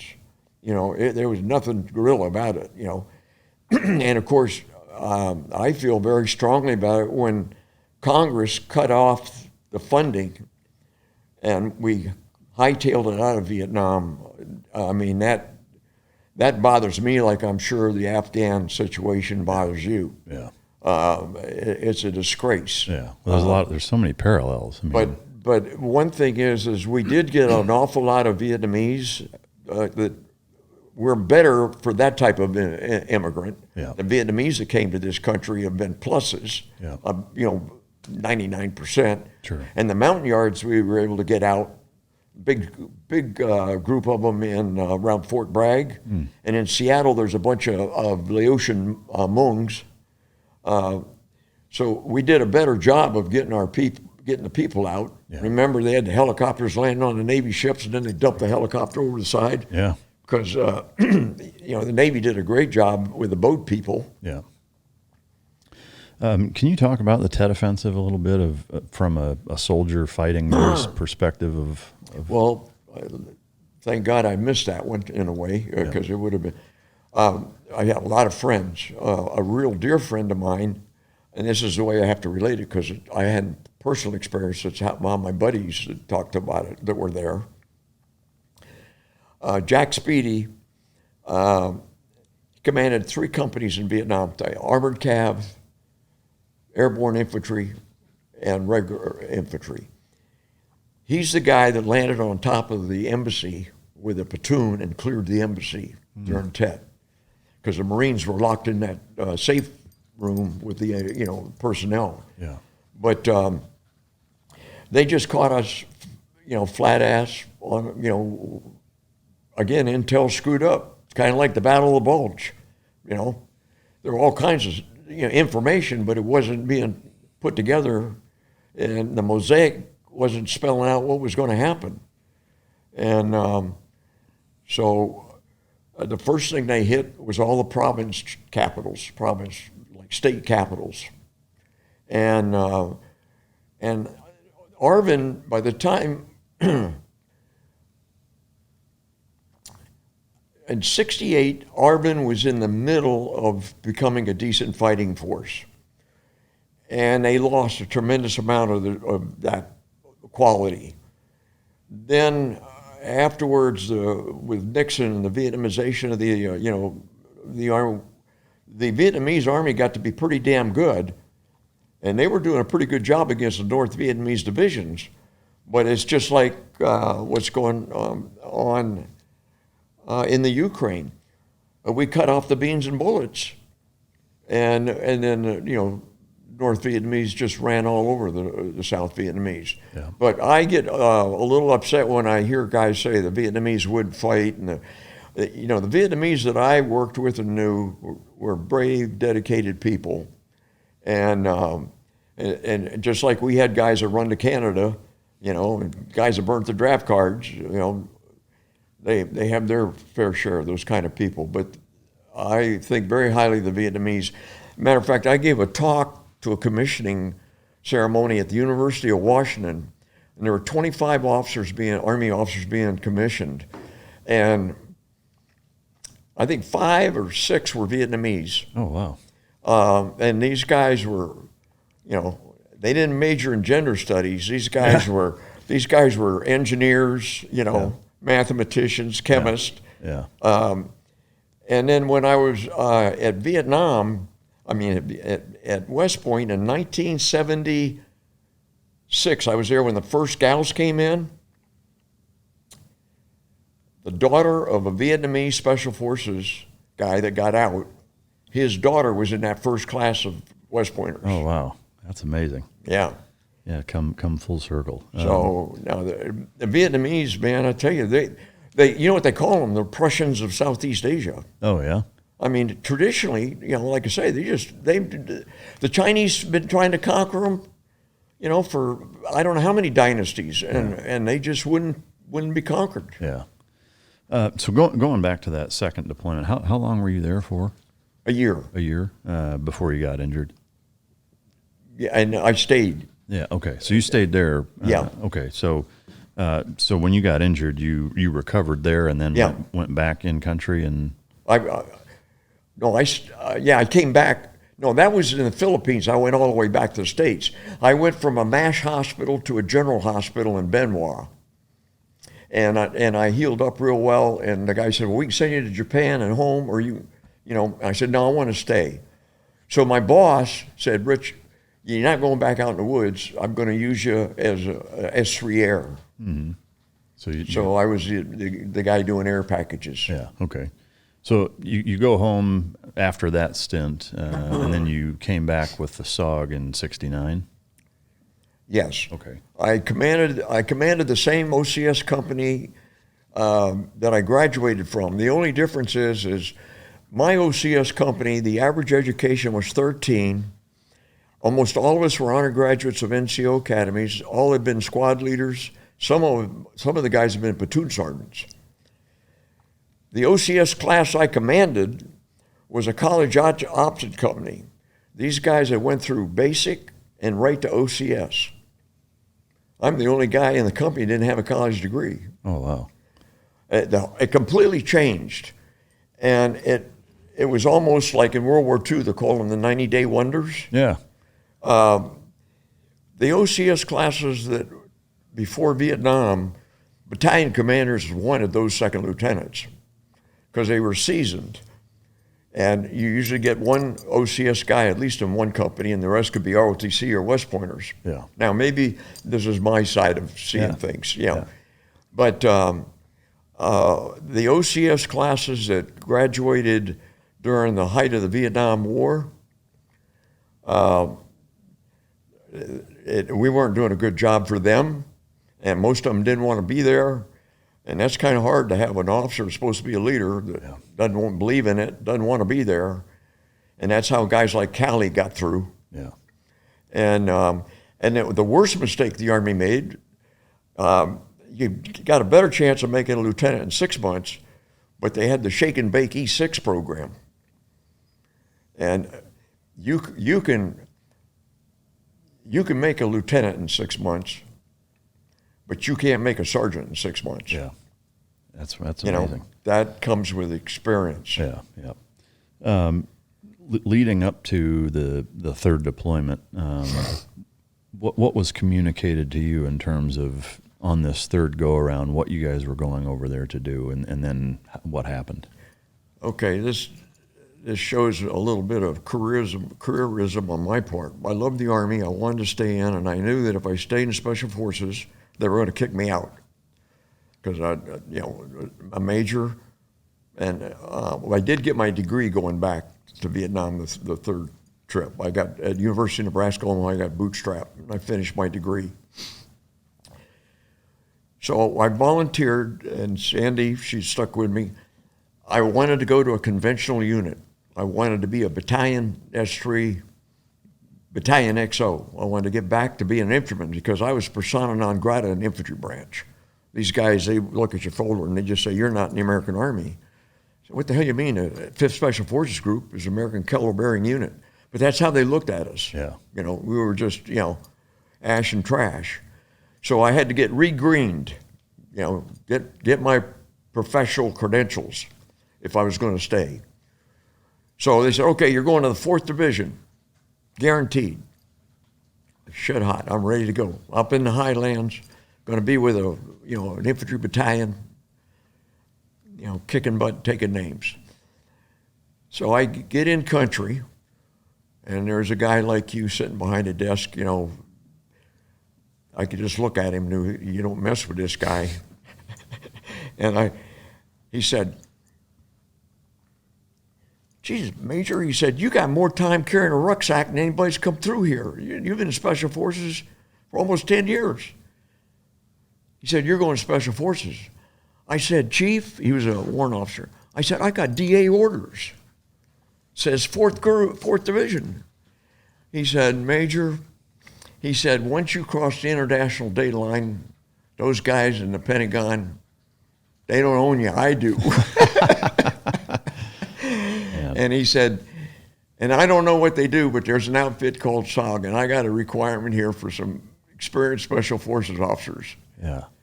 So, I said, "Okay, Chief." So I go into Special Forces, and there's a guy there, the Colonel Aaron, who later becomes a Desperate Army, a 3-star. And he didn't know me, but he saw my record and everything, and he said, "Rich," he said, "number one is that I'm not going to talk to you. You go back out, get your beret on, get your Special Forces combat patch." Because I went in with a baseball cap. I tried to look like a leg. I had no master parachutist wings. Vietnamese. He said, "Get in the right uniform." Yeah. I said, "Yes, sir." I came back in. He said, "I'm sending you up to CCN." I said, "Oh, I'm kind of familiar." He said, "Can you tell me more?" He said, "Nope." He said, "I have operational command, but not operational control. I'm not cleared." Wow. By the way, dropping back, Admiral Zumwalt was in NAV 4. He wasn't cleared for some of the SEAL stuff we were doing with him. Really? Yeah, he had to. Later on, I was a briefing officer the last 6 months for the ambassador, the CIA station chief, General Abrams, and General Brown. They were the only ones cleared. They cleared the whole SIB out, and we were doing stuff that it was all real compartmented. Yeah. So the bottom line was so I get up to CCN. And CCN was a place the year before in Tet, the sappers got in, killed 14 SF NCOs and officers. It was the only successful attack against Special Forces headquarters. CCN was Northern South Vietnam and Laos. Command and Control Central was Kontum, which was the tri-border area, Cambodia and Laos. And CC South was only Southern Cambodia. So those were the three command and controls that had recon teams going out. So a guy that was the colonel there, the Iceman, Jack Isler, that was his old call sign, was Iceman, good man. He said, okay, Rich, he said, I'm going to send you up to, and they changed the terminology. It was FOBs, Forward Operating Base, then it was a Mobile Launch Team, and then they just went to, launch site. He said, you're going to be working with the 101st out in the Ashau Valley. And he said, we're going to send you teams, what we did is a team leader, you're a 1-0 team leader. That's 2 Americans, 4 yards. And they give you a target folder, and then you took your team out and, you'd rehearse and review the air photos and maybe even soil samples, whatever. You try to get to know the area. When the last time a team was in that area. They all had target numbers, base area 609, 611, because that's where the North Vietnamese had their way stations. They'd go depending on the terrain, they may be able to go 10K in one day. Then they may go 30K in a day. So we knew where these rest areas were. But so I spent 60, almost 90 days on Firebase Whip. Southern part of Laos, real close to Cambodia, and launching teams in. Now, when a team would be extracted, I'd either be flying in the chopper or with the Cubby Riders. Cubby Riders were guys that were recon team leaders that extended or had been wounded, and they gave them a soft job flying in the bird dogs that would call in the SPADs, the prop-driven A1s, and so we'd bring them out, and it was one of the team guys that I was with that developed the Stabo rig. Prior to that, we had the McGuire rig for extraction. Are you familiar with the? I'm not. Okay, you see all of us guys were wearing the sling ropes? Yeah. The carabiner. Well, that was to make a Swiss seat. Okay. So if you were being extracted, you made a Swiss seat. They'd throw the rope down to you, and it had a big loop on it. And then there was a small loop for your wrist lock. And then the belt was about that wide, so you'd sit in it with your Swiss seat, and then you'd snap into that D-ring, and then they'd pull you out. Well, you can imagine with a weapon, if you're getting any kind of fire, that's not really the best way of going, Sure. So they developed the Stabo rig. It's just like a parachute harness. You wear it with your load-bearing equipment. You got all your ammo and everything. And then what's good, it gave the confidence to air crews, because the air crews, they never got any training on that frickin' thing that was the McGuire rig. Yeah. So if the guys were going to fly our missions, they wore the Stabo rigs too. Oh, okay. So even if a guy was wounded, you could get him out. Yeah. And also, if you were on a prisoner snatch mission and you happened to get a prisoner, you could put one on him, and they'd shoot him in the butt, knock him out, Yeah. and then and take him out of there. Yeah. But that was Hamburger Hill, big battle. Airborne got overrun. There was a lot of activity. The Marines had been in there about 2 years before, called Dewey Canyon, and then the 101st went in there because the NVA were really starting to build up in that area. Yeah. And so at that time, our teams were doing a lot of bomb damage assessment and the road watch. We didn't have the high-tech stuff that you guys had. A team would try to get close to a hangover or something, and these brand new Kubota trucks made in Czechoslovakia had the odometers from Haiphong to wherever you tried to put this magnetized transponder on the truck. And then ABCCC, that was Airborne Command Post, 130, 24 hours a day, and they also kept contact with our teams. And never forget their call signs, Hillsborough and Moonbeam. Moonbeam at night, Hillsborough during the day, because they were your guardian angels, really. But they would follow these trucks. You didn't want to shoot up 5 trucks. You wanted to get those trucks in a truck park where maybe there were 50, and there were big transshipment places where they had their administrative stuff. And then you'd call in a B-52 strike. Just demolish it. And then the guys would do a BDA. And I've never been on the ground on a B-52 strike, but I've been in a helicopter, and you can see that shock wave as it compresses the moisture in the air. Yeah. And you got the doors open in the helicopter, and your face goes like that, and the helicopter goes, whoa, Yeah. So I can imagine what it's like, Yeah. and we're maybe 4 or 5 miles away. Yeah. Wow. It was quite an experience to see those arc lights go in. I'll bet. What was can you explain like what SOG was and kind of what the mission statement behind it was? Okay. It was what they called a JUTFA. You know how acronyms are. Yeah. Joint Unconventional Warfare Task Force. So we are the precursor to JSOC. Okay. So the lineage comes from OSS, Jedburgh teams, Philippines, Alamo Scouts, the Korean War 82-42 guys that stayed up north when the Chinese came in. And then again, the switch to counterinsurgency, and we knew what happened to the French, and again, because of the geopolitical situation, we were going to have to do a lot of this. We weren't following the Marquess of Queensberry rules. We weren't following the Geneva Convention in some things. So that's kind of how it evolved. Our first manual that we used was the British Malayan Handbook. We didn't have really our manuals came out later, but we were basically following what the Brits did in Malaya. And that's how the body count thing started.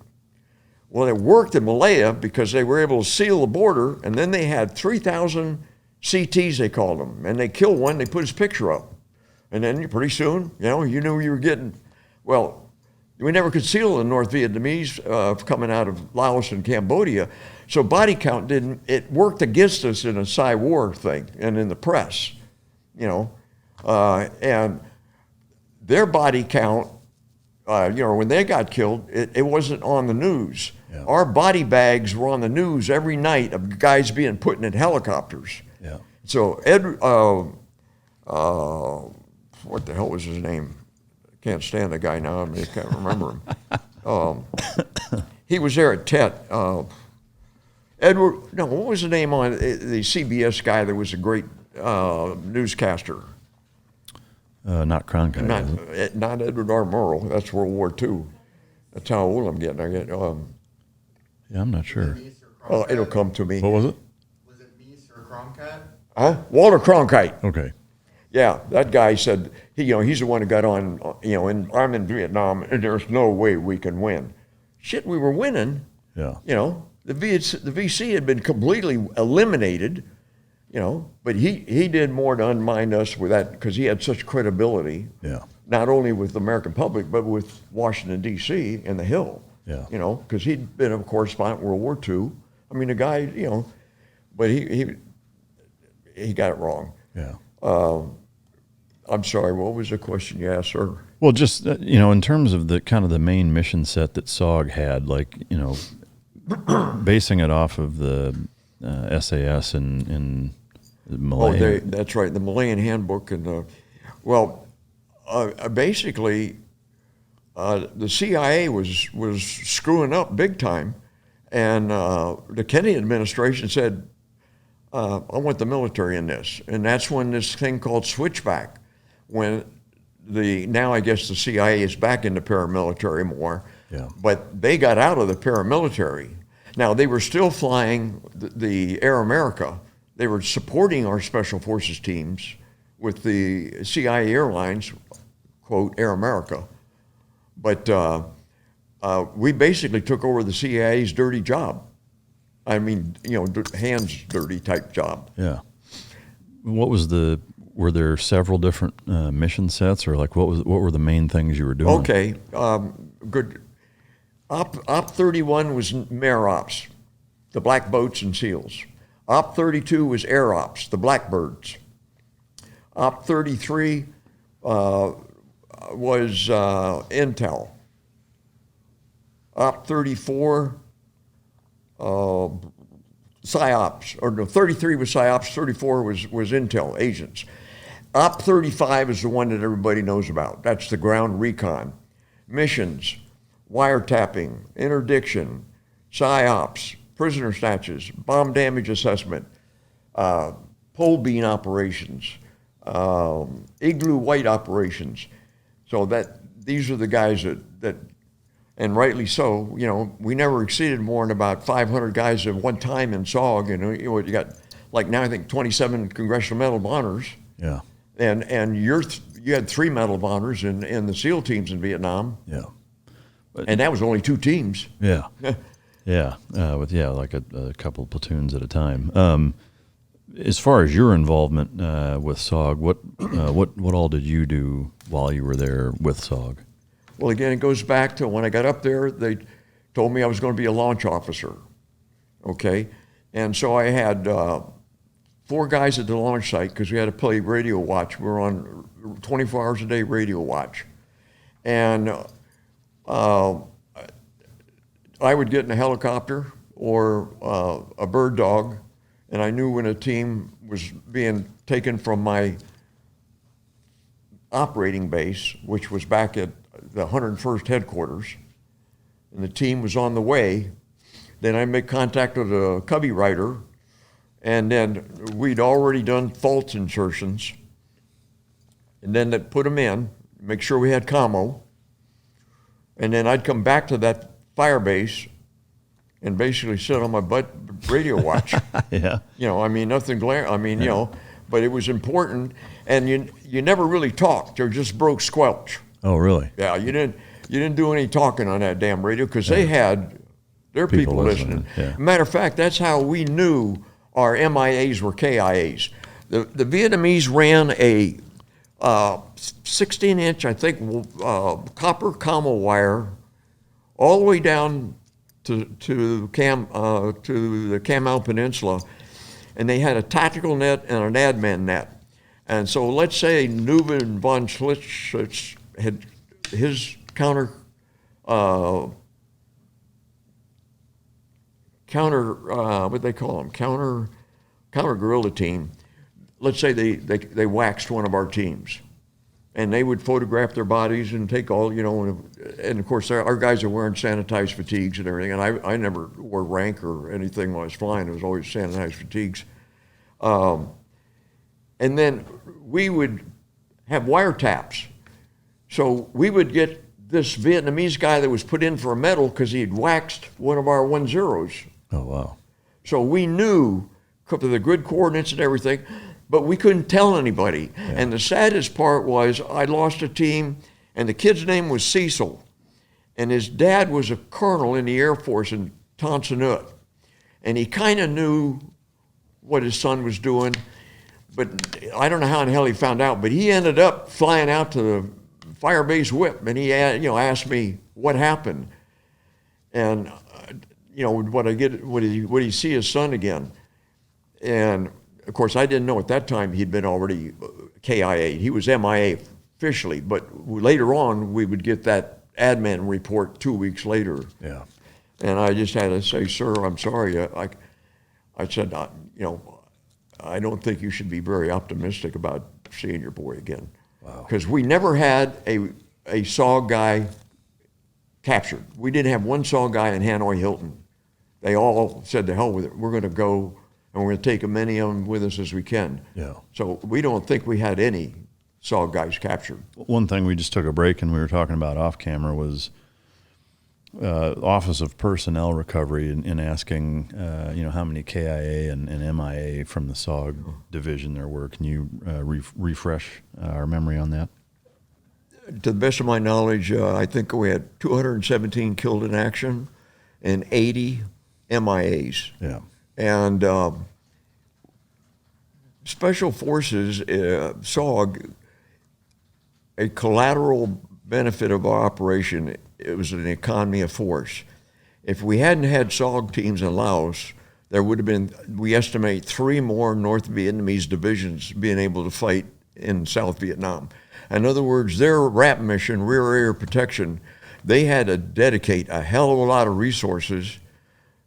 You know, we'd put one team in, and again, the ratio is about 800 to 1. I mean, you know, to try and find our guys. Yeah.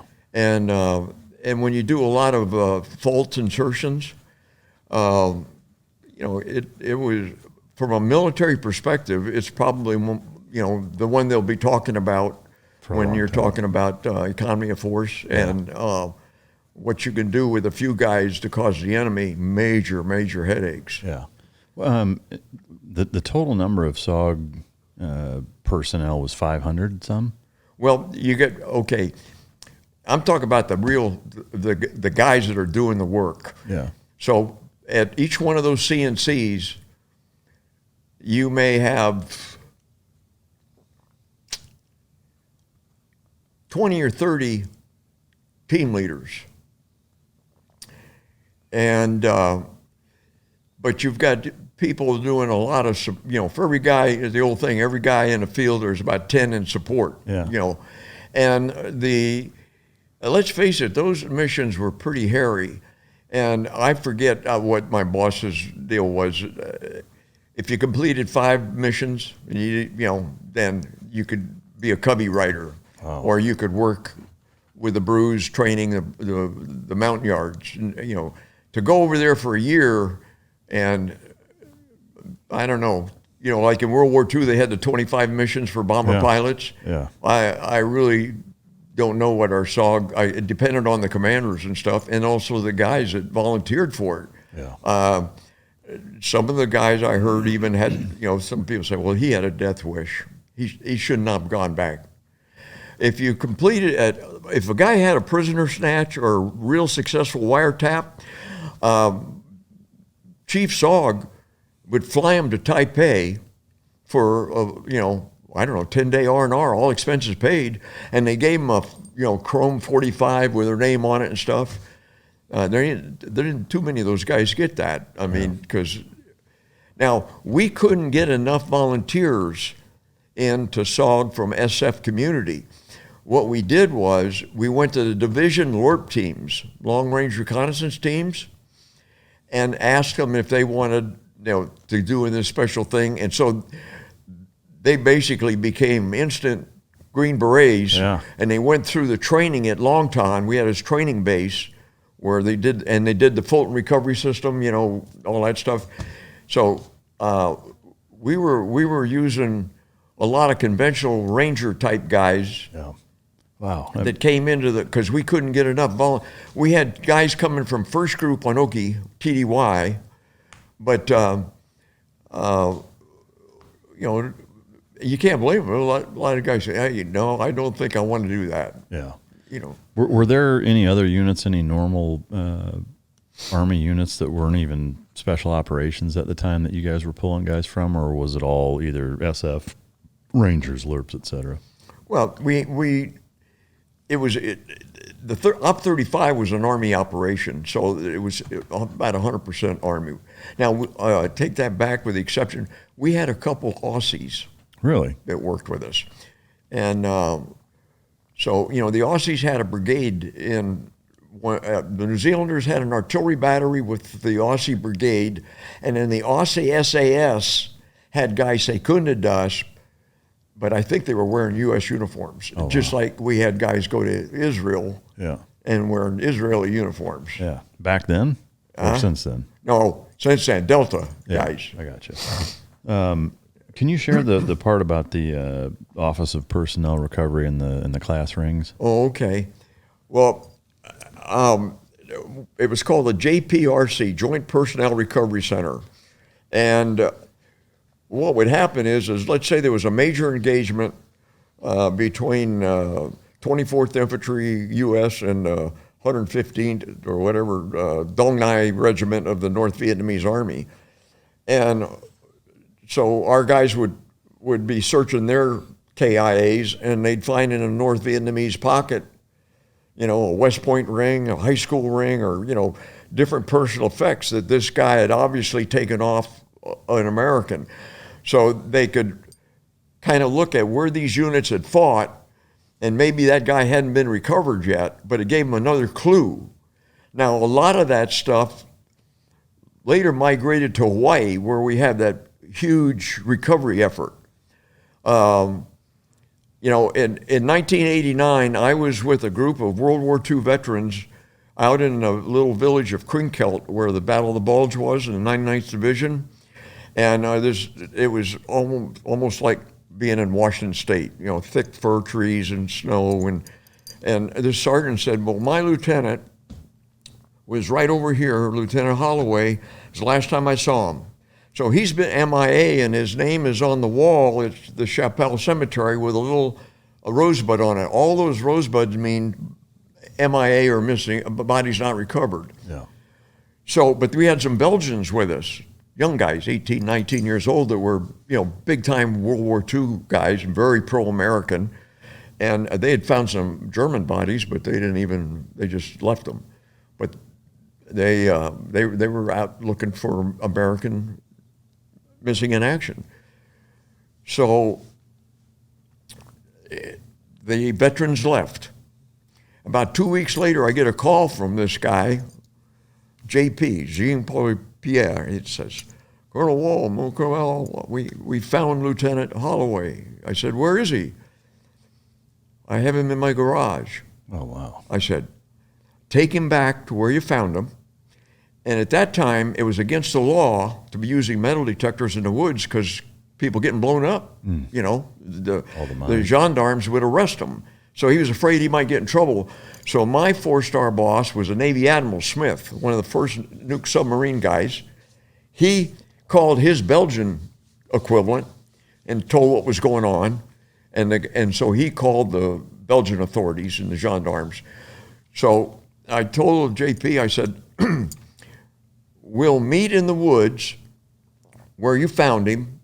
I'm going to have the joint recovery team from Frankfurt, the guys that do all the processing of the guys that come out of the Middle East, you know, the mortuary affairs people. And a recovery team consists of a physical anthropologist, a survey guy, a photographer, and because they're still recovering guys from World War I, believe it or not, you know.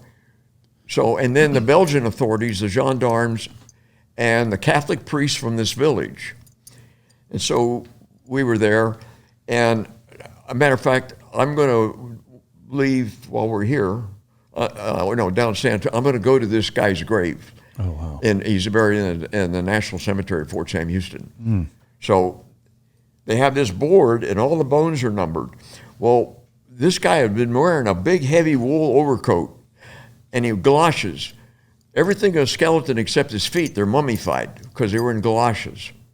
His lieutenant bars, his wallet had, the photos had disintegrated, but you could see an image like a negative, you know. He had his Texas driver's license. We still weren't sure because it could have been a German that picked up his stuff. Yeah. So JP explained how they started through this, it looked like a garbage pit. Well, what happened on 16th of December, that was mortar platoon CP. And then he was killed, kept snowing. The German soldiers came in. Hell, they didn't want to dig another hole. So they just went in top of this hole. And then later, the 26th of December, the Americans retake the position, and it was a German place. And they saw all this German crap, so that maybe GIs started using that for, a garbage dump. So you had about, 3 yards of crap on top, and they just kept going through stuff. Wow. And then they got to him. So they laid out the bones, and I remember the guy that was the head of the grave registration deal from Frankfurt, he said, now, do not let these veterans know this body has been found yet, because it has to go to Hawaii, and a DNA has got to be done. They got to contact families. This may take years. Yeah. Well, these kids were, they didn't know about our bureaucracy and stuff, and they'd called this 99th Division Association and said, we found your lieutenant. Wow. So, man, there's a congressional on my desk, Yeah. And the bottom line was that they expedited him because his sister was still alive, got his stuff to Hawaii, jumped him in the queue, did the DNA, positive identification, Lieutenant Holloway. So then he brought back to the States and interred here. And now the sad thing is, his sister went to the 99th reunion. She was killed in an automobile accident coming home from the 99th reunion. Yeah, that's tough. That was, so these guys today, they have since 1989, and I keep touch with them, and they will be on my battlefield tour when we do the Battle of the Bulge, because you can Google MIA and the Belgian diggers. Matter of fact, there's a picture of even myself with those guys, with the grave guys pulling out. And that's why I want to get my picture taken at the tomb, because these guys were flown back to the States and got a Department of Defense award. What they had to do is they had to go through, and my boss helped them, wasn't me, didn't have enough horsepower, but they got credentialed as bona fide World War II remains recoverers as opposed to grave robbers.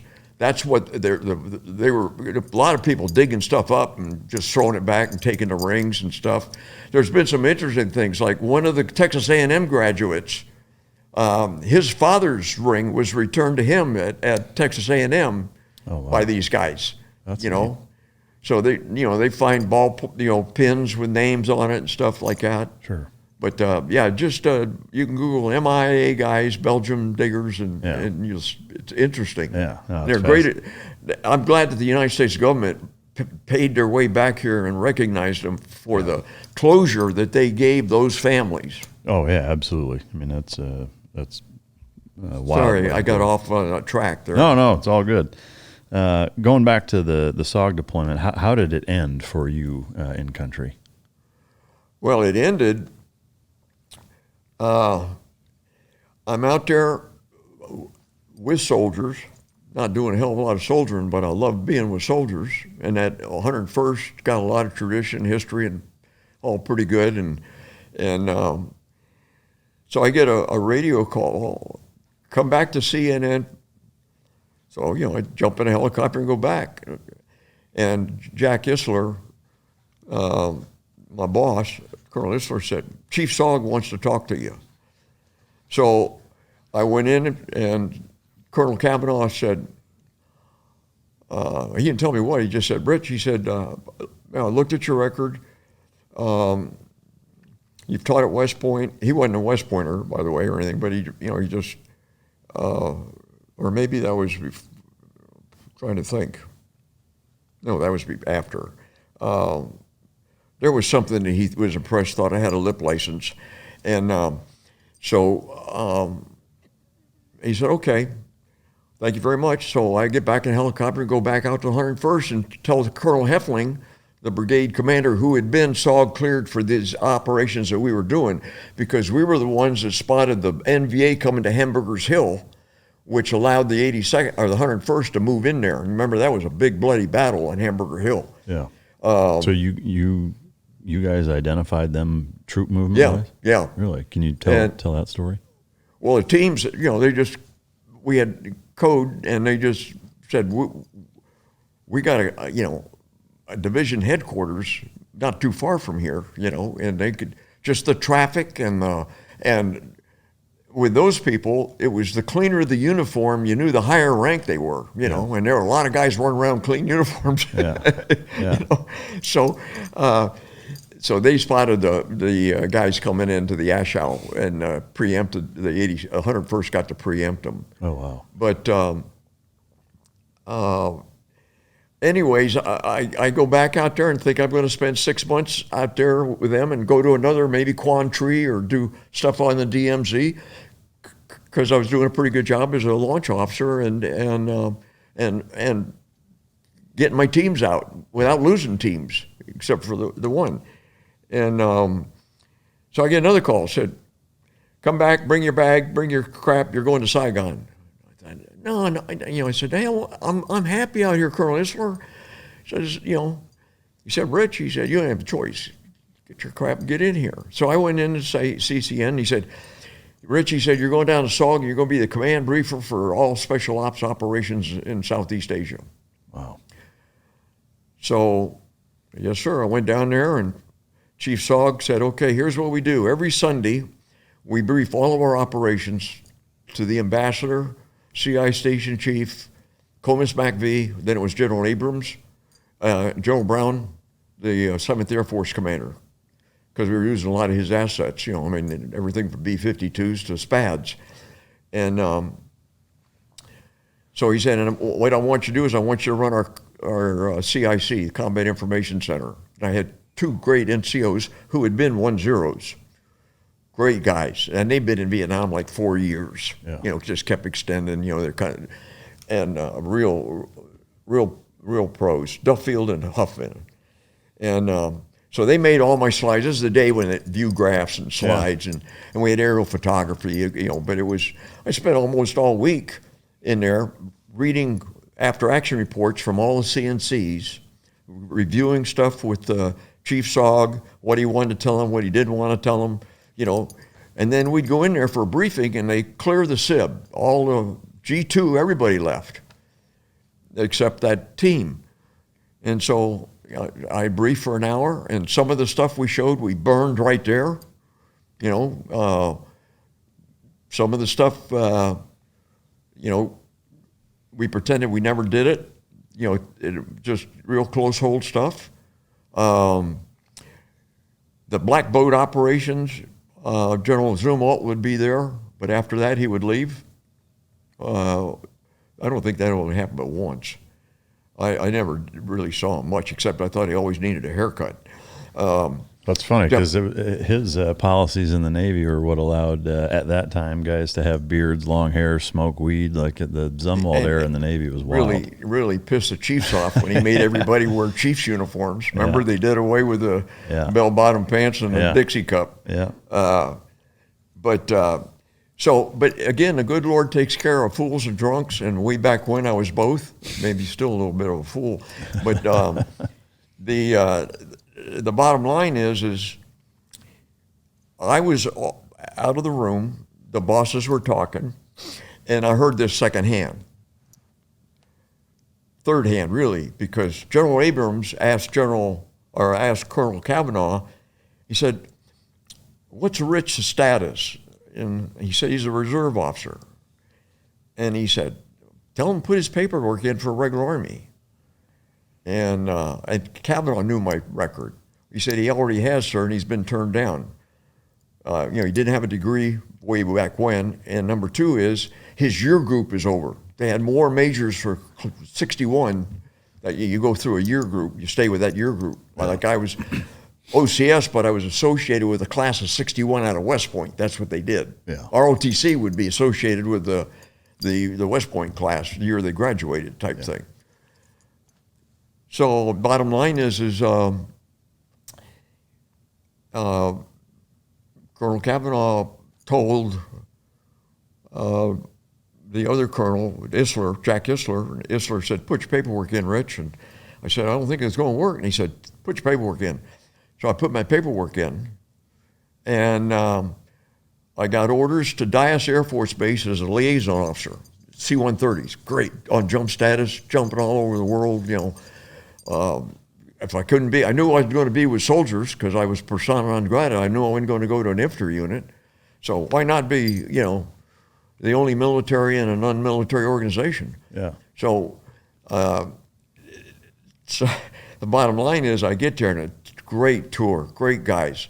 Well, the wing commander was a West Point graduate. And Colonel Dahlman had the Air Force Cross. He was the guy that landed a 123 on an Air Force on a strip on a Special Forces camp at Dak To was being overrun. Oh, wow. And got the team out, so I was with a bunch of great Air Force guys, And the 130s then was under tactical command, not mobility or MAC. So they had a mission more, the crew rest day wasn't that paramount in TAC command. Yeah. They got the work done. And so he said, Colonel Drury wants to swear you in as a regular Army officer. So I got sworn into the regular Army as a captain. Yeah. I thought I got busted. He said, no, Rich. He said, your regular rank is captain. You're Army of the U.S. Major. You didn't get busted. Yeah. I didn't know that as you went up, you're always one behind in the regular ranks. Yeah. Just like after World War II, guys that were colonels went back to being captains and majors. Yeah. You know, everybody dropped. Yeah. So that's how I got an RA. Oh, and okay. and then that's also, and Sandy did the work. When I was TDY, she'd go to my lectures, and I got my master's degree there, and I got 6 months to do my thesis full time, just stayed in the library, and Sandy typed everything on a ball thing. And so Colonel Drury said, what are you going to do with your master's? I said, well, I'll go ROTC. And he said, I think you need to go to West Point. I said, shit, sir, they're not going to take a guy with a GED high school diploma. Yeah. Yeah. He said, no. He said, I'll make a couple calls. You ought to at least go up and see what it's like. And he said, and take your thesis. Well, I had a thesis. The guy that was my thesis director, Dr. Rupert M. Richardson, a great American historian. I went in and interviewed with the guy that was head of history department, Colonel Grease, World War II guy, and his deputy Roy Flint, a couple Silver Stars from Korea and stuff. And he said, well, Rich, he said, we have people booked out 5 years. He said, but they quit. That things happen. Get sick. He said, I'll let you know if I can use you. You're in the queue as a backup. Mm-hmm. And so I was at Command General Staff College at Leavenworth, and I thought, well, that was at least of it. So the guy comes in the room where I'm studying, and he said, hey, West Point wants you on the phone. And I thought it was one of my buddies pulling a trick. Yeah. And I said, yeah, right. I'm talking to the president now. Can you tell him? Wait a minute. No kidding. So I get on the phone, and he said, yeah, this is the XO for Colonel Grease. How'd you like to come to West Point and teach history? Wow. I was on orders for Camp McCoy, Wisconsin as a National Guard advisor. National Guard, West Point. Yeah. So I ended up at West Point. The back door, part of their affirmative action program, you had to have an OCS guy, I guess. Yeah. An Indian, a black, So You're just one of the DEI hires? Yeah. Long before DEI was ever thought about. Yeah. So, and we had a great time there, and I was on jump status because we had the Golden Knights for our coaches for our parachute team. Oh, nice. So that was, it was great. Yeah. What was it like teaching there? I mean, it seems almost like, the tradition and the storied past of that as an institution is legendary. I mean, it had to have been amazing being there. Oh yeah. When I was really young, I aspired to go to West Point, but wasn't smart enough. But I was affiliated with the class of '61, and people had told me, if you go up there, you're going to be treated like a second-class citizen, and nothing could be further truth. We couldn't go to all the functions. Yeah. The class of '61, we were with their alumni. There was none of that. Yeah. That even sub rosa. People were great. I taught American history and military history. The TAC officers that we had, two of my buddies were TAC officers that were OCS guys. Both, one made 3 stars and one made star, Herb Lloyd and Smoking Joe Kinsler. And I was the only OCS guy in the academic department. But the cadets thought I was a TAC officer because you had sections of 12 guys, Socratic method of teaching. You had to be on the ball because it wasn't like lecturing where you could read the lecture notes and you got 5,000 people in a lecture hall. 12 cadets. And so they report to you, and I always inspected them. Belt buckle, shoe shine, and these cadets had a Sammy shoes, and they were all broken down the back, and they had to run through the snow, so they were white. And one of the cadets, who really a great kid, I said, I'm confiscating your shoes, they're a danger.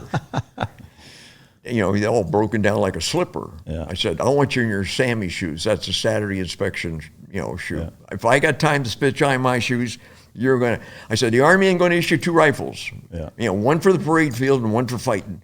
You get issued something, you take care of it, Yeah. And I don't care if you're seniors. You know, these guys were seniors. You can't stack arms, you know. Yeah.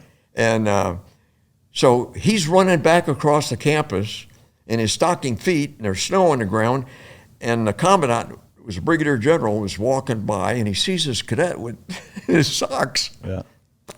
And he stops this cadet, and Major Wall took my shoes. Yeah.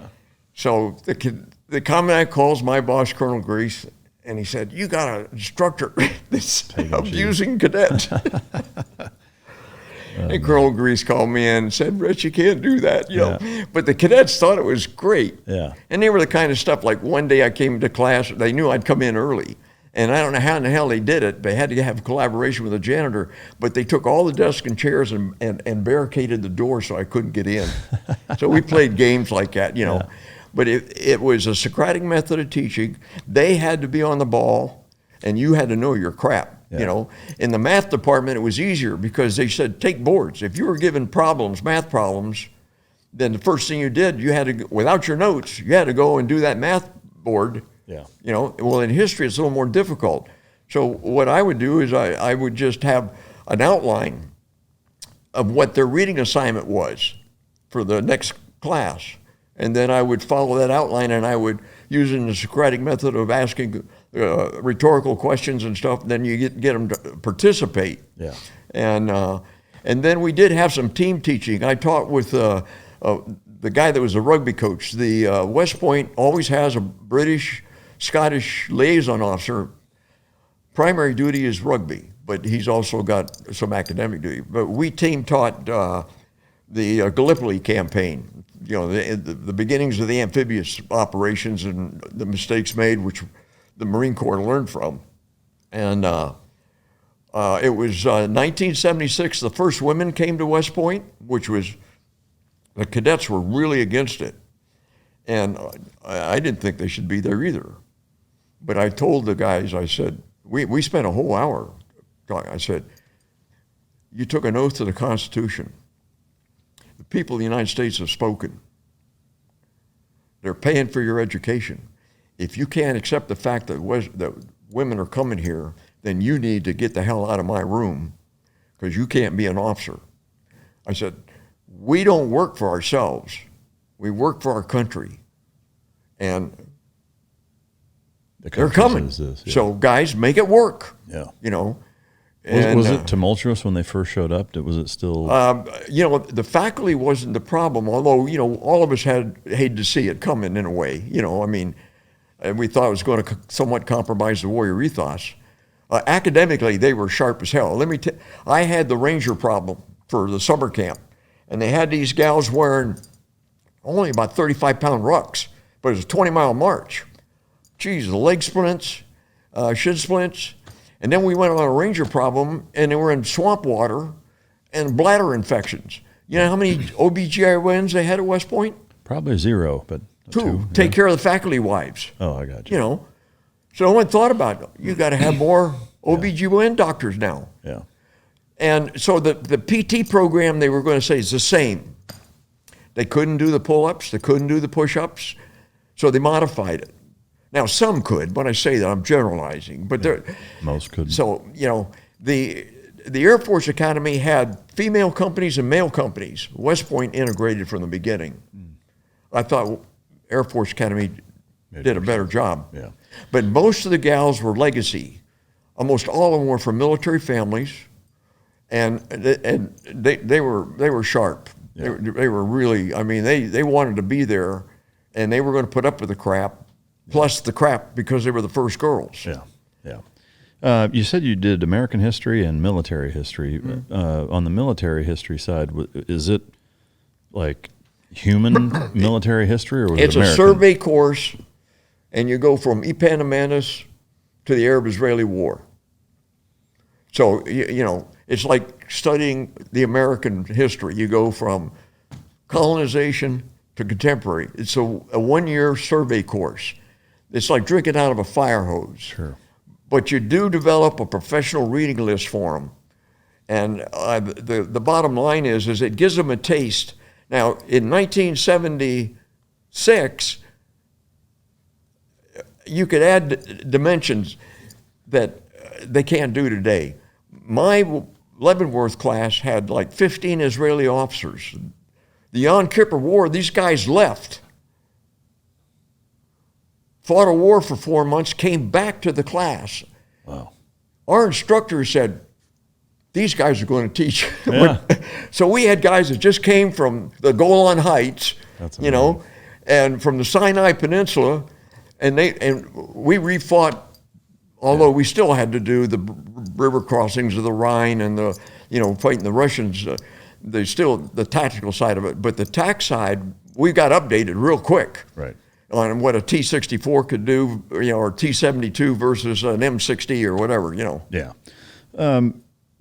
So if you were to kind of take all of your time teaching military history and you take, you know, kind of lessons learned that you were able to glean from teaching that and seeing from a human historical standpoint what warfare is and what common mistakes are made, or, you know, universal truths, coupled with your time in Vietnam running a lot of these SOG groups, are there a few takeaways that you can provide? Well, I guess the biggest takeaway is, and we were cautioned about it, you know, you're not there to tell war stories.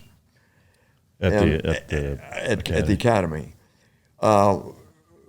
We had Medal of Honor winners at the academy. We had special colloquiums with the English and philosophy department where we would get deep into, and we'd have the Medal of Honor winner guys and the guys with DSCs and Silver Stars, you know, talks. The two guys I told you were TACs, the Major General, that were highly decorated. When we were talking about Vietnam, I didn't talk about it. I had them come in and talk about it. Yeah. You know, I mean, and we didn't, again, talk about war story. We talked about what the geopolitical situation was. We talked about the fact that the communists were moving into Indonesia, that why Eisenhower said it's like the domino system.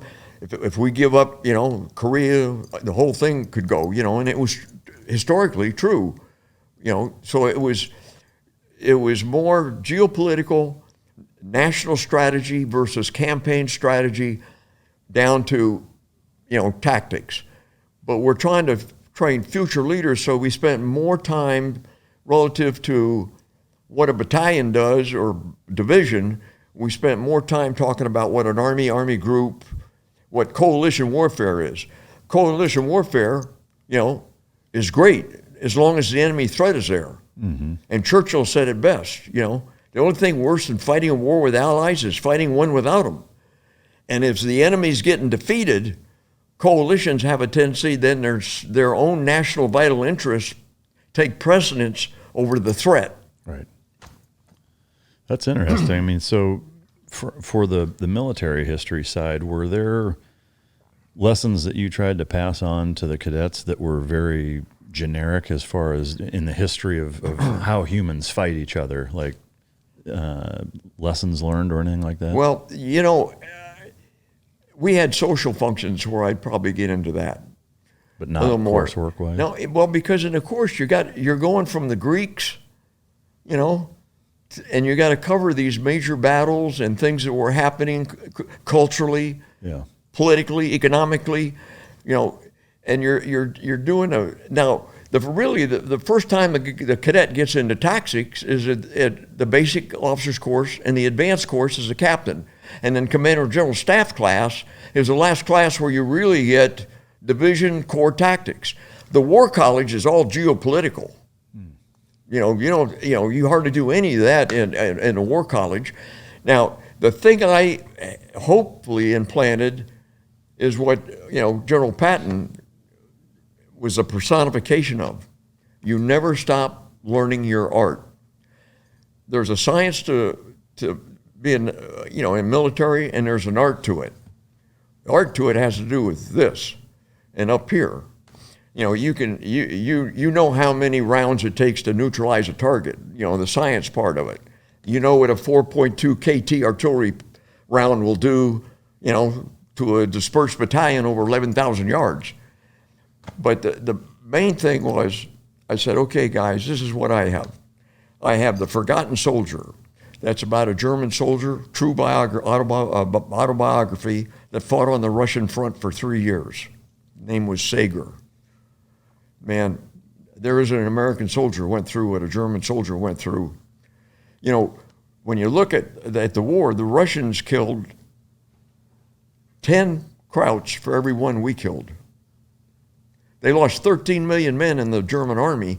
Only 3 million were killed on the Western Front. 10 million were killed on the Eastern Front. The Russians repatriated about 25,000 prisoners of war. The Allies repatriated about 300-some thousand. That tells you something. Yeah. Yeah, and that's why towards the end of the war, all the Germans were moving as fast as they could to retire or to either surrender to the Brits or the Americans. Yeah. Because they didn't want to surrender to the Russians because they knew what was going to happen. Yeah. So again, a professional reading list. You never stop learning. You've got to read the biographies of these people, warts and all. You know, Patton was great, but he had his big problems. You know, the difference between a Bradley and a Patton. You know, the difference between a Stonewall Jackson and Grant and the similarities. The difference between the Athenians and the Spartans. And you got to carry this with you. And Henry, I think I've got a library that reflects that, right? And so that's the main thing is to put that seed in that, man, your education hasn't even started when you get that diploma from West Point. Yeah. Hopefully, you're going to be as enthusiastic about learning about your art and the science as you are about anything else. And the hard part, I told them, is balancing that with the family. In my Leavenworth class, we must have had, 20 divorces because of Vietnam, or the Dominican. Guys went from being lieutenants to majors, and then they finally got to know their wives, and vice versa. And the only reason I take that back, NCOs helped me make colonel, and that lady over there helped me. Because she never complained, nothing. You're going back to Vietnam? If you loved me, you wouldn't do that. I didn't get that crap. Yeah. You know? She married a soldier. She loved a soldier. She supported him. That's why today I'm hell with a vacuum cleaner and KP, awesome. Picking shit with the chickens. Yeah. Man, I pay back. Yeah. I try. Yeah. That's awesome. I love it. How long were you at the academy for? That's a 3-year tour. Okay. But I tell you, this is what's happened to the academy. You can get a degree now in diversity, equality, and education. When I was there, the warrior ethos was pronounced. We had great civilian visiting professors. In history, we had 2 great guys. I mean, top in their field. Theodore Ropp and Higginbotham. The other departments the same way, and they came from Yale. But the schools weren't as liberal as they are now. But today in the history department, there's 35 civilian faculty members. What the hell do they know about the warrior ethos? Yeah. Do you know why that's the case? I mean, it's politics. Yeah. The Naval Academy was the first one to civilianize their faculty. Then the Air Force, and West Point was the last. But they're all now. They're full of frickin' liberals, big time. Yeah, wow. Where did you go after the academy? I was supposed to go to the 82nd to be with soldiers. Another one of these things where God's got a plan. And the guy says, with your background, I think you're going to go on a diplomatic tour to CENTO.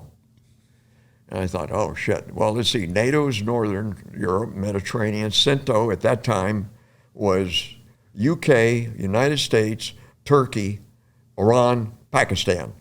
Used to be called the Iraq-Baghdad Pact, but then the Russians got the Iraqis to come to their side. But I had a great boss, Lieutenant General Tackerberry, commanded the 82nd Airborne, OCS, 5 Silver Stars, 1 Distinguished Service Cross. He's since passed away.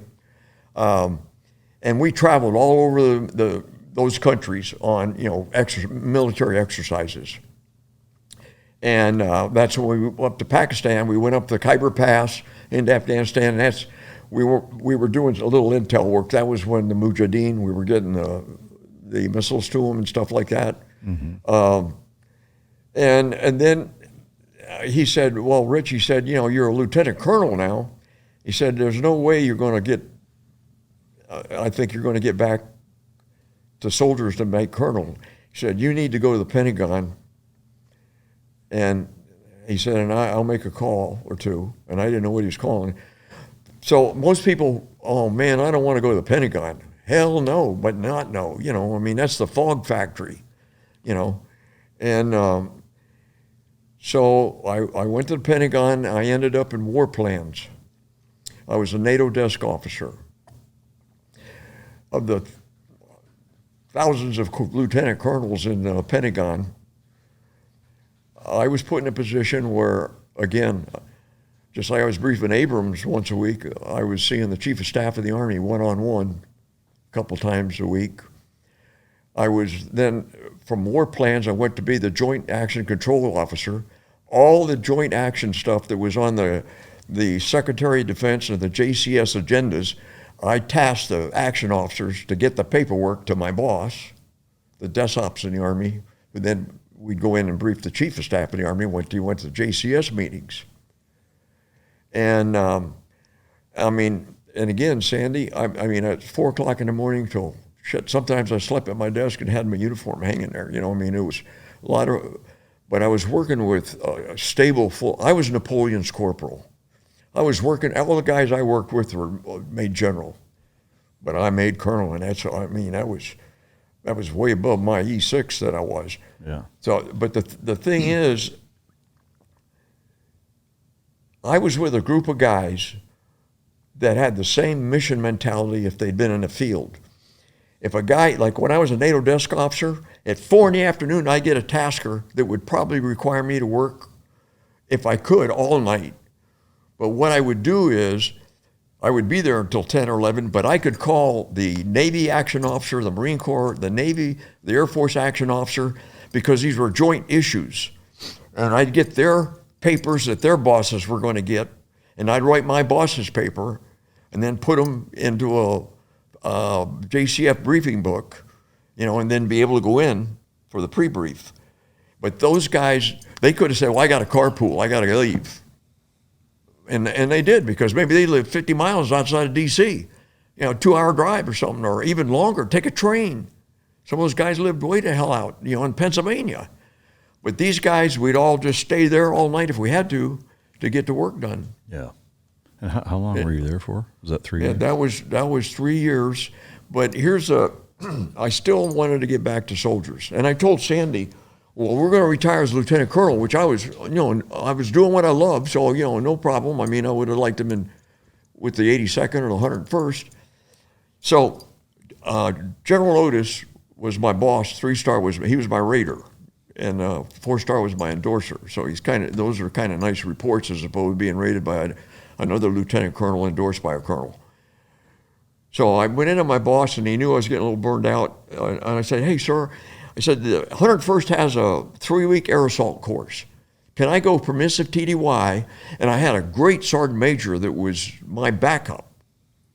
And I talked to him, and I knew he could do the job. Guy was smart as hell, great NCO. And General Otis said, sure, Rich. So I got permissive TDY orders. I went to the 101st Airborne and reported for air assault school. And they said, oh, well, we have the field grade course. I said, no. I said, I want to go with soldiers. So the commandant of the course, a young captain, he said, sir, he said, I got to check with G3 of division. We never had that happen. And so it called, and okay. And so folded my collars in with my rank, and so I went through the air assault course with the soldiers. How old were you at that time? 40. 40. And so the honor graduate speaker was Pete Dawkins. You ever heard the name? He was a Heisman Trophy winner, West Point, Rhodes Scholar, Mr. Everybody, Hollywood, he was something else. Yeah. Great guy. And he said, the honor graduate is Lieutenant Colonel Rich Wall. and that was based on score and peer reports. Yeah. That's the peer reports is what I'm proud of. I was a marathon runner, so the rucksack, the 10K air assault thing with a 30-pound rucksack was easy to set a record because I took Aaron to the Boston Marathon, and at that time I ran 256 marathon. You had to break, at my age, at 40, you had to break 3 hours to get into the Boston. Yeah. So, but again, I went up there, and General the Dawkins says, "I'll let you be my XO." I said, "You bet." So I went back and told my boss, I said, "Well, you've done your time in purgatory." So we went to Fort Campbell. Sandy wasn't too happy about that because she had a beautiful home in Vienna. Yeah. Our daughter was in school, and she went from a cultural rich environment to out there in the woods, Yeah, I can imagine. And so I had a great experience as an XO. And then, lo and behold, I'm on the colonel's list. This time it's like I'm blowing my own horn, but this is the how Rich Wall stumbles and falls and gets back up on the. I was the only infantry 06 because Special Forces wasn't a branch then. We all wore cross rifles. The only Special Forces 06 that had never commanded a battalion or a brigade, or a company or brigade, a battalion command. So I was kind of like the guy that started you guys, Phil Buckaloo. Yeah. Passed over many times in spite of the regime. So, and then they said, well, what the hell are we going to do with this guy that's not really a soldier? Because I was Special Forces, I wasn't really a soldier. So the guy said, well, we got your academic background. So how'd you like to go to Rome and be at the NATO Defense College? So when he called me, he said Rome, and I'm thinking Rome, Georgia, or Rome, New York. Frickin' recruiting command. I said, so that guy says Rome, Italy. So I said to Sandy, she's ready to get out of Fort Campbell. So you want to go to Rome, Italy? Yeah. So we went to Rome, and I was there for about 2.5 years on the faculty, and then dean of the faculty. And then, again, I'm not, quote, a warrior anymore. So what do you want to do next? Well, I wanted to get Erin in. She went to a Catholic school. There were no DOD schools in Italy, in Rome. So she went to a Catholic international school, and then she would have been a freshman in high school. So I'm thinking either Stuttgart or Heidelberg for the 4-year American high school to get her stabilized and get, that's hell, because I moved as a senior in high school, and that wasn't fun. Yeah.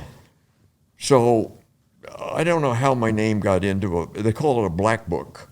And these are 06s that work for 3 buttons and above as gophers. Sounds fancy, but basically, you're not an aide, but, you're the guy sitting behind them handing the papers. So I went up to interview as the executive officer for the Deputy Commanding Chief, United States Army Europe. And again, I'm figuring not a West Pointers. He'd interviewed a couple other guys, but he flew an airplane down for me, so I thought that was cool. Got to fly in a Beech 12, go up there. And so I went in and interviewed, and General said, "Thank you very much, Rich." And so I left, got back on the C-12, or would have, I'm going down the stairs, and the guy that was XO that I replaced, West Point officer, he yells down the stairs. The sink is on the first floor and the desync was on the second floor. That's the hardest thing I had to do was walk steps. And he said, "Hey, how'd you like to be the boss's XO?" And I said, "Oh, yeah." So that's how I got to be the desync and XO, and got her through 4 years of high school in Heidelberg. Great job. Got to travel all over. I got to go, fire tanks. Flew in the first Black Hawks, because what my boss did, I got to do. Yeah.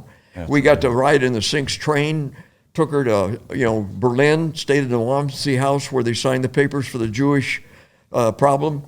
Had our own airplane, own helicopter. My boss did, but we got to go. Yeah. So we got to live like, VIPs, and I'm used to, picking shit with the chickens. So then what's the next job? Well, again, from the Pentagon days and from Vietnam, you ever heard of Barry McCaffrey? Mm-mm. 4-star general, Distinguished Service Cross, got his arm all shut up and walks around. He stayed on active duty, Oh, okay. So he's a brigadier general, is a deputy to the 4-star, who's Colin Powell's boss in NATO headquarters, not SACEUR, where the war fighters are. We're with the Office of Secretary of Defense and JCS. And what was the gist of the job for that last part at NATO? Okay, it's JCS forward. Okay, SACEUR, he's the war fighter. Okay, the military representative to NATO is a military political guy, and he interfaces like the chairman does back with OSD or the Secretary of Defense. So we had a diplomat and a 4-star admiral, and we were at that level, and they were dealing with the Pentagon and the State Department level. So quarterly, at that time, it was Dick Cheney and Colin Powell and the Secretary of State would come to meetings, and I would be the guy. Colin Powell would have 2 colonels behind him, one from the Pentagon, and I would be there. And we'd hand them the items on the agenda. And there was, again, to be absolutely candid with you, it was about 60% protocol and 40% work. Yeah. If you had a bad liver, you were in trouble. So that was, that was kind of the deal. Yeah. I had a lot of fun with my Marine counterpart, and my Navy counterpart was a tremendous guy. He was one of the Navy guys, the pilots that shot down Gaddafi's MiG. Oh, really? Yeah, in the Gulf of Sidra. And so we were always screwing around doing push-ups. Who could do the most push? Yeah. It was a great group of guys. The Air Force guy, he wasn't part of the fraternity. But Go figure. But the Navy guy and the Marine and myself, we had a hell of a lot of fun in spite of being in an ice cream suit. Yeah, no doubt. Man, such amazing experiences. So what year did you retire? 91. And you retired from there? Actually, I came back to Fort Lewis and actually processed out at Fort Lewis. Okay. But Admiral Smith wanted to retire me. And so he had a contingent come from SHAPE. So they had troops out there, and my Marine buddy got to be the commander of the troops. Well, it was raining like a cow peeing on a flat rock, so we did it in a gym. And I happened to have, because of the other job in Rome, I had Army whites. And so Admiral Smith was in his whites, and his aide was in his whites. And so I show up in Army whites, and he didn't know.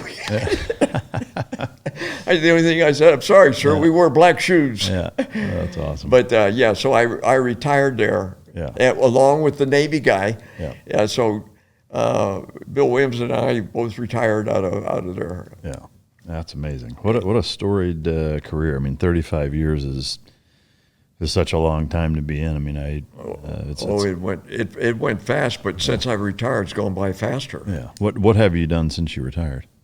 Well, I tried to get a job teaching, and I wanted to teach at a Catholic school, and I got a summer job. I was teaching AP World History, 8 weeks, smart, great kids. But it's a Jesuit school, and they had a bunch of frickin' liberals. And That's they surprising. didn't want a baby killer on the faculty. Is that, not to get off track, is that normal for Catholic and Jesuit to be heavy liberal? Hey, one of the, yes, Jesuits have lost their way. Wow. That's Rich Wall talking. Yeah. Okay. You ever heard of Father Martin? Google him. Yeah. He's a guy that wants homosexual marriage Oh, really? in the Catholic Church. Oh, okay. I know how I know your personal position on that, but as a Catholic, that's a no-go, Yeah. you know? And the Jesuits, liberation theology, a lot of our problems in Latin America in the 60s, it was the Jesuits priests leading those frickin' communists. Oh, really? Yeah. Huh. I didn't realize it stems that far back. Oh, yeah. No, the Jesuits, the Dominicans are still right on. Yeah. You know, the Franciscans, right on. Yeah. The diocesan priests, you know, they're not what we call the religious orders. They're the local parish priests, and they're all kinds of flavors. Yeah. Well, I mean, it seems like, at least right now, even the Pope doesn't seem very traditional. Well, the Pope is he's a Jesuit, and this guy Martin has had personal private audiences with the Pope. Oh, okay. And we got cardinals here that the Pope won't see because the cardinals are against abortion and that sort of stuff. Yeah. Okay. All right. So you tried to get a job teaching there. They didn't want you there Yep. because of your positions. So what? So I did a little bit of substitute teaching, and then again, it was contacts. I had a buddy colonel that retired, and he had a great job in the Washington State Department of Transportation as their facilities manager. So all the plow trucks, all the maintenance, you know, everything on the freeways. And they'd had a contract with a communications outfit, and they weren't doing well. And they were probably going to go to court. And so the court said, well, maybe I'll try mediation or try to get a disinterested third party and see if this company will hire him as a project manager. Long story short, I got a job, went back and interviewed in Minnesota, E.F. Johnson Company, which later was bought out by Motorola, but they'd been making cop radios, you know, ham radios forever. Yeah. So what they were doing is they were sending out college-educated engineers that had no experience in organizing and setting up a PERT chart and critical path method and that. And so I was given free rein. The guy says, you're hired, now go get yourself a tech team. And we were putting repeaters on the I-90 corridor, east to west, across Washington, up the I-5 corridor from Oregon to British Columbia, and then I had to drive every mile of state highway. And I did it with a guy with a smart kid, I was just a driver, computer with satellites, and we found out where all the dead areas were for the safety, public safety, and the maintenance, and for criminal enforcement. And there was we discovered some real screw-ups. There was one site off of Seattle in the top of a mountain, and it had FBI, FAA, I mean, all these sensitive agencies, and there was a barbed wire fence around it. That's it. That was it. Yeah. Sounds So about right. what I did was, I get my team, I went to the Air Force comm squadron, and I said, who you got getting out of the Air Force? He gave me the names. I said, do you mind if I talk to these kids? Squadron commander, no, that'd be great. I went over to Fort Lewis and went to the TACSAT battalion.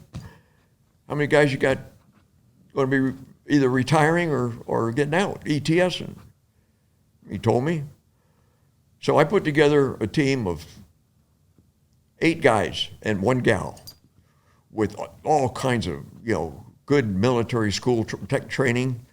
Took them out to the factory. They saw how the repeaters were made and the radios and stuff. They had to do a little bit of, you know, product-specific training. Came back, came in under budget and on time. When I needed a helicopter because it was snowing or snowcat or whatever, I had a budget, but I didn't abuse it. I just, you know, being like an ops officer, you know, in a battalion or a brigade, I go down there and I said, I need a helicopter for 3 hours. And the guy would say, well, it's going to be $1,000. I said, okay, let's do it. Put my tech in the helicopter with me, fly up there, go into one of those sites, open it up, do the things. I would hire, these guys are different. These guys are crazy, the antenna guys. Yeah. Man, they're something else. Yeah. climbing an icy pole, you know. Yeah. Oh, but that's what I did. And they wanted me to move back to Minnesota. I looked at my sink house and said, we're not moving. Well, it's a good thing I didn't, because they got bought out and I probably would have got fired. Oh, wow. Because when they do that, you know, they're Motorola people are going to take it, you know. Yeah. So again, a friend of mine and my brother, who was an agent, I joined USPNLRA. You ever heard of it? United States. They're stationed in Fort Worth, Texas. It's a financial firm. Oh, okay. It used to be just basically like USA. It was officers. Mm-hmm. And when I was an NCO, you had Geico insurance. You know, NCOs couldn't be in USA. So I joined, took all my licensing. I became a financial advisor for 15 years. Wow. And my clients, a lot of them came to me, but the guy that operated on me for my prostate cancer became my client. I had 3 of the first group special force commanders were my clients. I was able, because of the networking, and that's what it is in that business, plus a certain skill set. And so Sandy and I, we worked for a very ethical, God-fearing company that was full of warriors. And I thought, man, this is good. I'm making money and I'm with people that, talk my language. Sure. And maybe I can help. And so, matter of fact, just recently, a command sergeant major retired our first group, and I started him as an E6. I got another guy that's a retired first group commander. He was a battalion commander when I picked him up as a client. He transferred in from the War College. But I've had several captains that are now colonels and generals that I started investing with. Yeah, that's amazing. It's now hearing your story and putting 2 and 2 together. So I've had one other Vietnam veteran on the show, a really great guy that lives near me. Retired as a colonel, taught at West Point, and then did financial planning after he retired. Really? Yeah. What's his name? Colonel Nelson Madral. I don't think he was at West Point when you were there. Yeah, probably a little older than him. Maybe, but not by. You guys are probably. I was there 74 to 77. I think he was there later, but some did similar amount of time. Did multiple deployments to Vietnam, a couple of which doing a lot of flying around, identifying, targeting, and stuff. It's wild. Such a similar story, but amazing. From all of your time in the military and post-military time, are there a couple of things that you could share, just life advice or lesson-wise? Well, let's start current and walk backwards. See that young man over there? Yeah. He made Eagle. I got to go to his basic graduation, his selection, and this is where I can say maybe I influenced his and he's married now to a smart, beautiful, great gal that he knew from when she was at the UW. They've known each other since they were about the 4th or 5th grade. When he was in Ranger selection, I'd already talked to the first group sergeant major. I don't talk to the officers because they were talking about a snuffy E2, because he got to go in as an E2 because he was an Eagle Scout as opposed to an E1. And said, hey, how's the chance of getting in my grandson stationed in 275 here at Fort Lewis so he can be close to his girlfriend? Yeah. Well, that's handy. So, yeah, we can make that happen. Yeah. So I tell Tanner he's coming 275. And Tanner tells a better story of this. So he calls me, he said, hey, Grandpa, I'm going to 3rd Battalion. As a matter of fact, I'm in processing. So I get on a horn and I call the sergeant major. No, I actually went over there. And I didn't know it. E9s have back channels now, just like general officers do. Yeah. So the guy that's a regimental command sergeant major at Benning and sergeant major first group go back to when they were privates together in the Rangers battalions. Yeah. So, no problem. Right now, I can't think of the sergeant major's name. I've got a brain cramp. What was his name, Tanner? I'm trying to think of it myself. So the bottom line is, Tanner standing in front of an admin, was he SFC? Yeah. Buckshot. He's standing there in front of an SFC, Ranger, looked like you know, and the guy gets a phone call. And he looks at Tanner. You no good, you traitor. You're going to 2nd Battalion. I don't know who you know, but you get the hell out. And oh, by the way, pick up, was it a duffel bag? And he had him running around the area without, I'm a traitor. But he got to Fort Lewis, thanks to a couple good sergeant majors. Yeah, that's really cool. Any other takeaways from all your time in the military and just? Well, again, my team time wasn't long enough altogether. It wasn't probably more than 13 months. My platoon time at Fort Carson, I was a scout platoon leader, and that was kind of that was the battalion. Supposedly we were supposed to be one of the best lieutenants in the battalion. And then I got drafted there I taught mountain climbing and military skiing in Colorado Springs, and in the summertime we trained Air Force cadets, and then I put my papers in for SF. Yeah. And of course the United States Military Academy, and I'm probably one of the few guys that say that the Pentagon for me was educational, professionally rewarding. And I was working around a bunch of, high rollers that were also great guys. They weren't stuck on themselves. Yeah. They just happened to be smart and really decent human beings. Yeah. That's amazing. I appreciate it. If we could, we're going to bring Tanner in for just a minute. Your face, actually, you won't be shown on camera at all, if you don't mind. I would just love if we could wrap this up and say, just kind of, following in your grandfather's footsteps and, him being such a predominant, or playing such a predominant male figurehead in your life, just kind of what it means to have been under his tutelage growing up and his influence on you becoming a Ranger. And it's just such a neat story that, you have a Vietnam Special Forces guy with a Ranger grandson, and just if you could just kind of speak to what that meant growing up. No, absolutely. As you can imagine, and as my grandfather has alluded to, it did have a major impact. One thing he didn't bring up is that he kind of had to play two roles. The first being, grandfather. That was what he kind of signed up for, knew what he was going to be dealing with.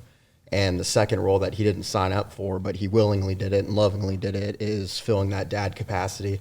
There wasn't a person in that role for a vast majority of my upbringing, and he filled that role by providing that really strong male mentorship that is just so vital to young men as they grow up, that require guidance and a good smack upside the head sometimes. Yeah. So really, my foundation of who I am as an individual, how I carry myself in my marriage, how I carried myself in the military, and just quite honestly, just as a man overall, just all those other factors aside, but just who you are as a man. All those core tenets were built from his guidance and from his leadership. And it's just, it served me so incredibly well. As growing up in the military and then post-military, transitioning out and still, working in the government scene. Yeah. Which is why we're not showing his face, by the way, for anybody that wants to bitch about it in the comments. But it's because of what he does now post-military, we're keeping that off. But yeah, and I'm still a relatively young buck, so there's still a lot more that I can learn. But the foundation's been established, and it's only up from there. Yeah. It's such a cool story, and seeing you guys together is just very heartwarming. I mean, you could do our own episode with you by ourselves, so I won't get too far deep as long as we've been going now. But I am curious, just in terms of the catalyst that that drove you to join and what have you? Was it completely because of your grandfather, or were there other things involved? I can't say definitively. I can guarantee everything of being a good man, a good husband, somebody that is just a strong individual, all came from my grandfather. I would like to think that even if I didn't have his influence, I still would have had just a natural calling to serve. Yeah.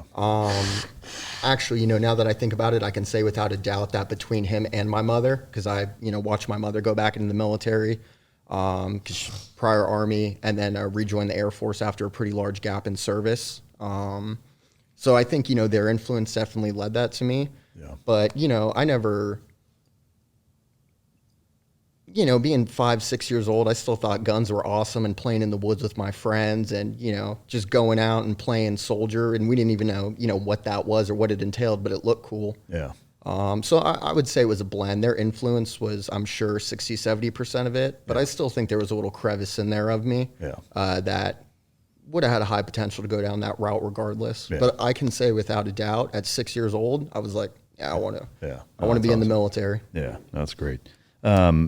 As we wrap up, can you share what your thoughts are on special operations, where they're at right now as it relates to the U.S. military and historically? I can take a stab at it. I'm not the most educated individual, so if I were to provide some deep thought, I'd probably be talking a bit out of my ass.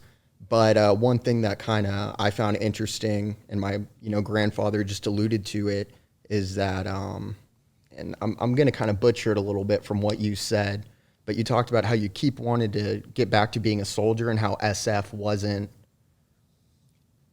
necessarily a career ender in your sense, but what's the exact verbiage that you used? It was special duty. Special duty. It was a duty, an additional assignment. It could screw up your career, things like that. And that was more on the O side, and that's not within my scope of knowledge. But it's kind of interesting to see the change from then to now, because, with the global war on terror and kind of some of the, I don't want to say the fame, but just the phenomenal job that Special Operations has done. The GWOT was just a perfect breeding ground for the use of that capability, because it wasn't a peer-on-peer threat, right? Yeah. So, it was just a prime time where all the pieces fell in line, and it just so happened that SOF could provide the capabilities that were needed to counteract the issues that we were seeing with, insurgency and things like that. Yeah. But the whole reason why I go down that tangent is because with my generation, that's the cool thing now, right? Everybody wants to go to RASP, everybody wants to go to SFAS, everybody wants to be a SEAL, because that's what's been in the limelight. Yeah. And like anything, I think there's pros and cons with that. I know dudes that are way badder than myself and could dust me up any day of the week that never served in soft component, but they're far more of a warrior than myself. So to get back, to what you asked, in terms of the future of it, I can't definitively say that I know. I think we're in a good spot that we do have motivated young men that want, because every time I hear, well, why do you want to be a Ranger? Or why do you want to go into a soft component? They're like, well, I heard that's where the best guys are. And in my mind, I'm like, all right, that's a pretty good motivation. It's not because you want, a trident on your chest or a tab on your arm or something. It's because I want to be with the best guys possible. Yeah. And it just so happens that that's why there's a selection process. Hey, let's kind of trim out some of the fat. Yeah. For people that are kind of in between. Sure. But, overall, I was incredibly happy with my time and the experiences that I was able to have. But just that parallel, to back in the day versus what it is now, it's kind of polar opposite of, oh man, this is a career ender. I want to get back to the 101st. And if you had my personal opinion, my experience, if you had a guy in the teams or, an individual in group, very rarely, at least maybe on the enlisted side, would you hear them say, oh man, I really want to leave 5th Group to go back to the 101st. Yeah. And that's not an affront to them in any way, shape, or form, to the 101st guys. Those guys are a bunch of barrel-chested freedom fighters just like anybody else. But just kind of that differencing from the time of, the Vietnam War versus the GWOT guys now. Yeah. No, I hear you 100%. It's the evolution of special operations in the last few decades has been pretty remarkable. Kicking it back over to you, Rich. What does it mean to you, and how do you feel seeing your grandson grow up and kind of follow in similar footsteps? Oh, words escape me. To say I'm proud of him, it's just, I couldn't be any more proud. And his mom is a story in herself. I mean, you know, she served 5 years in the Army as an MP, and now she's a senior master sergeant in the Air Force with a deployment to Afghanistan. She was an MP down in Haiti and had in their jail had people throw crap at her. You know, I mean, she's had some experiences, and yet she's still well, you can tell she was a wonderful mom. Yeah. As she gets older, she's more and more like her mother. Yeah. No, really, Yeah. It's amazing. Yeah. So I couldn't. You know, they say fruit doesn't fall far from the tree, and I think Aaron and Tanner. Yeah. Yeah, absolutely. Well, I got to tell you, you guys are an amazing family. I mean, your siblings, your children, your grandchildren, just such a phenomenal family of service. And I just want to say thank you to all you guys for your service and for coming and sharing your storied past and amazing career. We do have a parting gift for you here. I would never ask you to replace the buckle that you have on your belt because that one's pretty special. But Mike, I don't think you have this one yet. I looked up there. Oh, man, that's amazing. Thank you very much. This is incredible. Well, thank you. Oh, wow. Oh, even with the name on it. Thank you very much. That's incredible. This is neat. This is unexpected. Yeah. Now we're going to let me do a couple other things here, Mike, for you.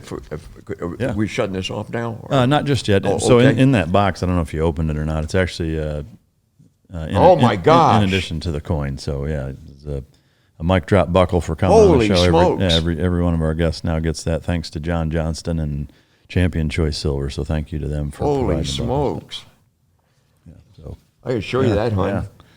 That is fantastic. Yeah. So well, Mike, I've got a SOG coin for Tanner oh, awesome. and a SOG coin for his mom. Oh, it's incredible. Oh, your headphones are still on there. But so as we wrap up here, I just want to again thank you guys and the whole family for coming. You know, it's such an amazing journey that Rich has gone down, and to see, you know, again the subsequent generations follow in his footsteps to the degree with which they have are truly inspiring. And I appreciate you guys coming and sharing your story. For those of you listening, I hope you enjoyed it. It's a national treasure and an absolute honor having you sit here and tell your story. I'm humbled to meet you, and I hope you guys enjoyed it. If you didn't, you know you get to choke yourself. And until next time, I remember to see that. until next time, this is Mic Drop.